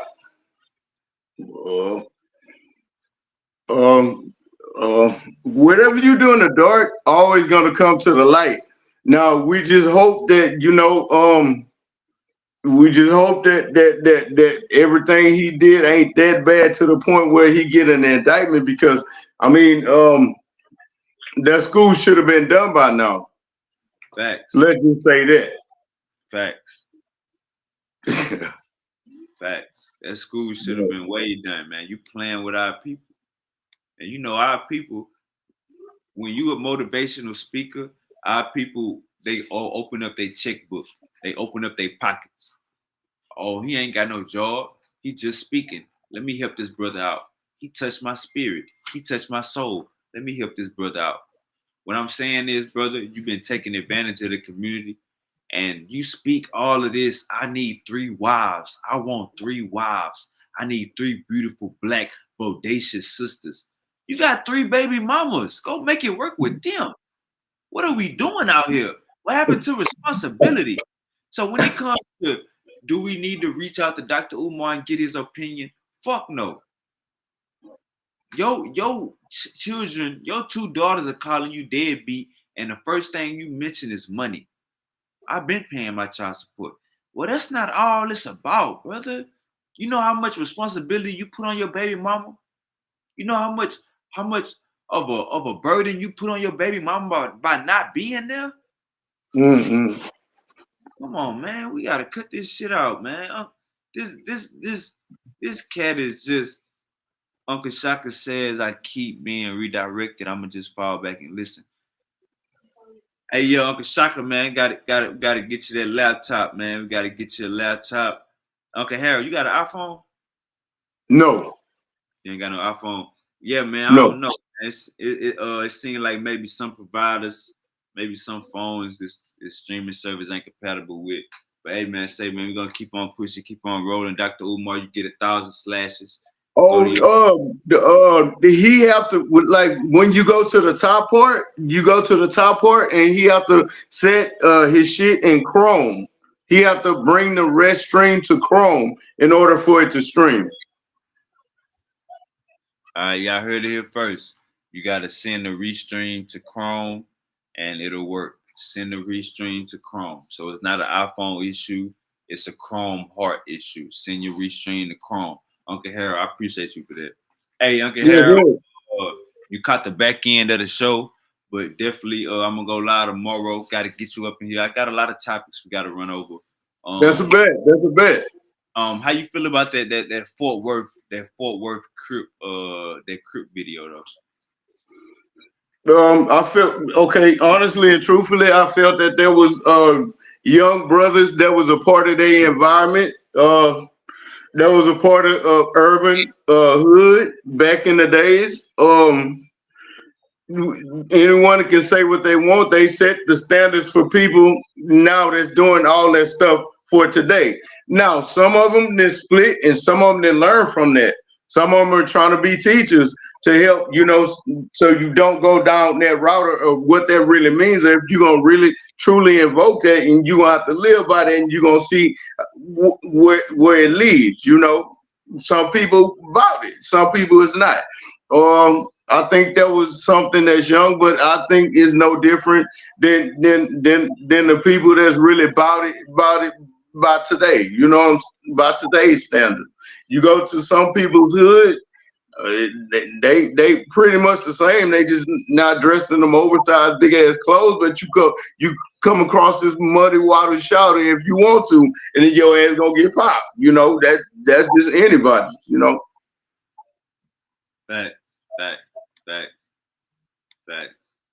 Yes, sir. All right, y'all. We found the cure. So if the streaming service is if you coming in, you trying to come in, it's kicking you out, just go to Chrome. Put the link into Chrome and it'll work. Uncle Harold, appreciate you for being my co-host tonight, man. Man, thank you very kindly. I'm gonna go live tomorrow, and I'm gonna be able. What time you gonna be free tomorrow so I can sit it? Man, what is the kids? Everything is spring break, so I'm free. I'm off tomorrow. Everything is straight. All right, this is a bit. I'm gonna send you that link. Be safe out there, Uncle Harold, and everybody else. We learn every day. When them old schools say, "Oh man, them youngsters don't listen." Well, we got video of y'all niggas doing the same thing. And I know me and Uncle Harold is not the first person to say, "Nah, bro, we just found out Umar Johnson had kids today or last week." We not the first person to think that. This is out there. So we don't want to hear. We know what we want our leaders to look like. Martin Luther King had a family. We knew his family. Bob Marley had a family. We knew his family. Now all them kids popping up out everywhere. Bob Marley putting that goddamn work in. But LeBron James, a family. We know what black excellence looks like. And we saying, Dr. Umar Johnson, you has been acting like Drake for 20 years, brother. We didn't even know your ass been having kids, and we got to do better as a people.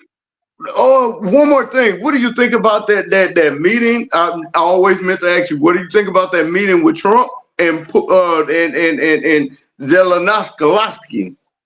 Yeah, Zelensky. Yeah, we did a whole video. What do you think about that meeting there? We did a live stream on it last week. You ain't check it out? No, I ain't check it out. I seen you had it up on there when it first started playing. So what's your opinion on it? Man, I feel like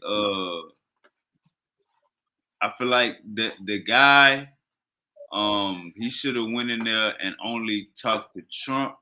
I feel like JD Vance checked him. He didn't like that. He started talking out his ass, and Trump checked him, and Trump put him in his place. I feel like. Go ahead. They basically brought him up there to shame his ass, to show them that he ain't nothing. Nah. I don't think that. I think he was acting ungrateful. He was acting. I know that, but they knew that he was gonna do that. That's how he came in. Nah. They went there to sign. They went there to sign a bill. They didn't go there to. I don't believe they went there to put on the show. I went there. It's a lot of. No, brother. Let me tell you. Let me tell you. If you let me tell you. Hold up. If you listen to Zelensky, when he was going back and forth with JD, and you listen to what Trump was saying, Trump was only responding to what Zelensky was saying, but Zelensky was only saying that shit out of anger to JD Vance. Do you know what they wanted him to sign? Hold up. 1 second, brother. What? So if you saying something out of anger, you're being emotional. And if you got business meeting. There's no seat at a business meeting to be emotional. So that's why. So that's why I said he was acting ungrateful. Okay. No.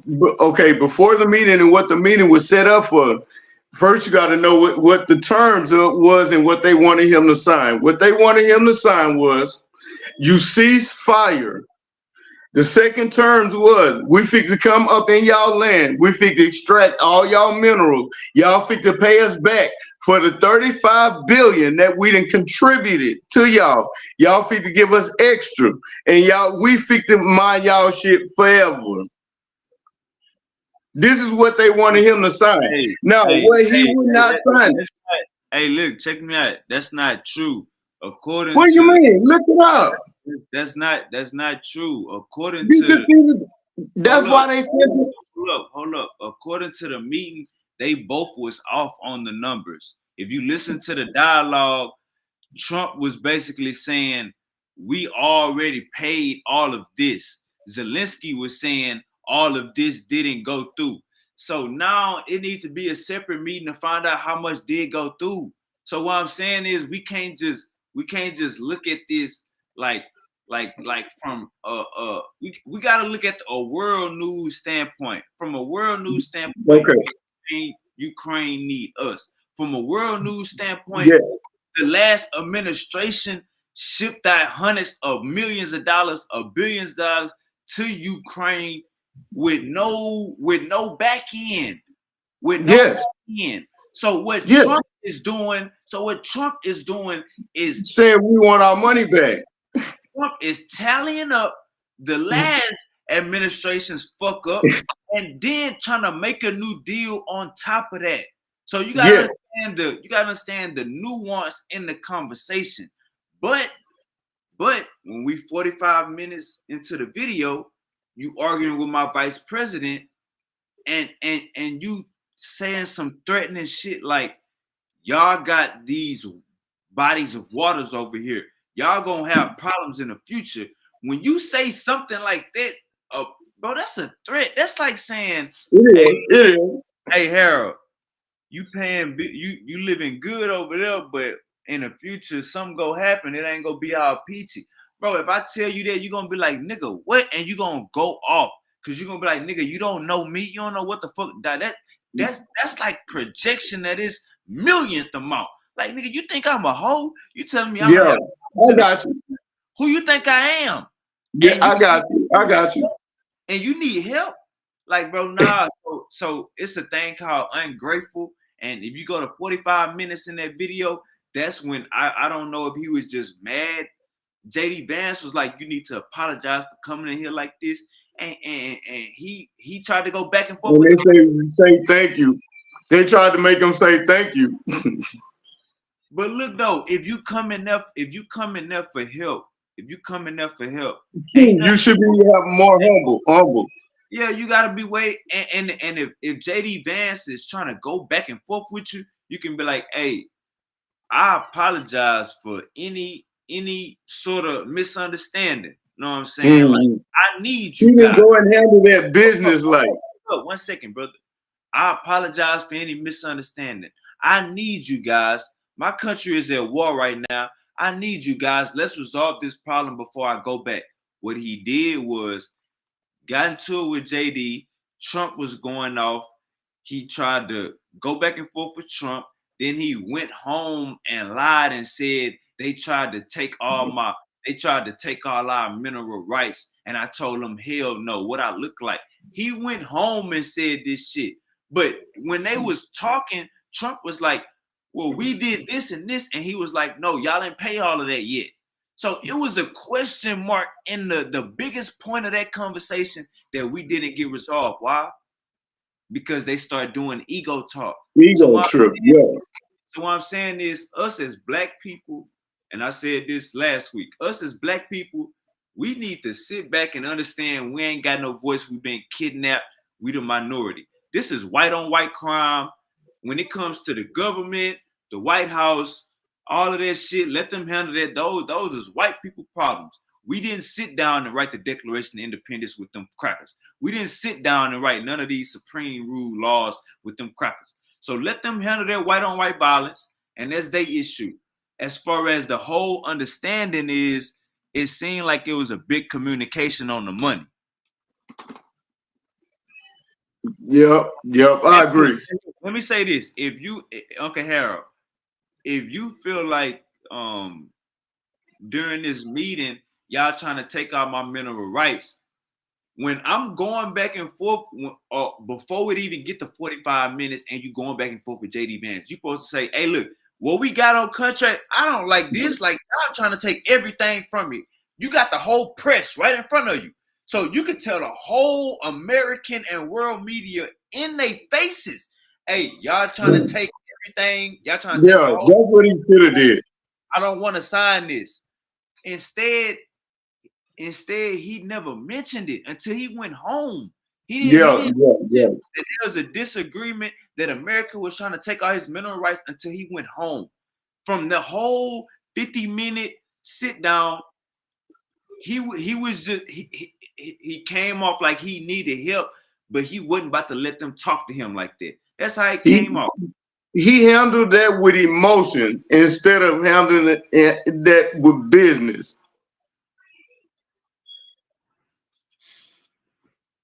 And that's what you came down there for. You feel me? Like, we understand you need our help, and what Trump is doing is the right thing. He going over every single dollar that this last administration made. How is Nancy Pelosi making $100,000 a year, but she worth $30 million? How is she making $100,000 a year, but she worth $30 million? How is these goddamn people in these cabinets making $100,000 a year, but they worth 50 and 100 million? Something is off. Nancy Pelosi was involved. Hey, I got the flow. Somebody, what the thing is, when I got the flow, people make clips. So just let me keep the flow when I got the flow. I'm always give you the flow. All right. So what I'm saying is, there's no reason for you to be making $100,000 a year and your net worth is 5, 10 million, 50 million, 30 million. Where is this extra money coming from? So Trump is doing the right thing, going back over the books. Trump is doing the right thing, going back over the books. And we going back over the books with the money we sent Ukraine and we sent Israel. It's only right. You got the floor, brother. Well, shit. On business point and on America point, I agree. I can't do nothing but agree with that. This last administration, they gave money out so freely, and this last administration, they did everything that was gonna leave us broke and leaving us in debt with all the countries. Was gonna make us collapse. Was gonna make us less than the most country in the world. You know, we compete with China now. China almost surpassed us, or surpassed us just a little bit. So they was gonna bankrupt us. So now he checking the books and checking it twice. Make sure who's not in, make sure who's nice. I agree with that. And as far as with Ukraine, shit, everybody else needs to help as well. So let me take back a little bit of this, and let me threaten everybody else, because everybody else needs to help as well. If we all a part of NATO, what the fuck? Why are we giving out all this? And y'all ain't giving out shit. Y'all scared of the Russians? We going to get helping them with the Russians. Y'all scared of the damn Russians? What the fuck? So I agree. All right, man. Okay, hell, we about to get up out of here, man. Hey, yeah, I'm gonna send you the link to that last show, because it was like we went in it. I had Uncle Chip in here, and we was breaking down the whole video piece by piece. So I'm gonna send you that video. It was real interesting. Goo came in, and Goo was playing contrary. Yeah. It was a good show. I ain't gonna care. I'm gonna send you the link to it. Hey, man, we out of here. Everybody be safe. Man, woman, child, money, plugs, and guns. Woman, black woman is God. Food, clothing, and shelter. Man, woman, and child. Right foot, left foot, back foot, and we gone like a black foot. You know what I'm saying? Oh, damn. I can't just ease out of here like that. I gotta ease out with I forgot I got an outro video. All right, Uncle Harold, man. Peace to you. This my outro video if you want to check it out. And this how we gonna do that. Where my light at? Where my light at? Supplying my apartments, I'm the doctor, I feel like Phil. Don't tell me what them bodies charging, I don't like deals. Put a top on what you sipping, cause it might spill. New Cambino since 06, and we tight still. Push up on a nigga, you can tell that my hype real. Buy so many guards, pay my corner store light bill. I just caught some Yeezys, got me walking like Buzz Lightyear. Got me walking like Buzz Lightyear. Top shelf, grade A. Bodies buying half zips cause it's payday. Sean, tell your little brother stop spinning, he ain't K-Slate. Turn on one no jack shots and cool on the J-Pay. Shot him 100 still though. They on defense in the field, so I'ma let my skills show. Master P the game, they like where your eyes real low. Noticing everything. Gold medal chains, Urbandale first place. Popular shouty, she keep yelling my first name. How you brought marijuana to a first date? Nigga, I was gonna be rapping back in 3rd grade. D-Horn on the mound, I work in 3rd base. Thought you was gonna stay solid when the worst came. Nigga, we watching football on church days. Nigga, we watching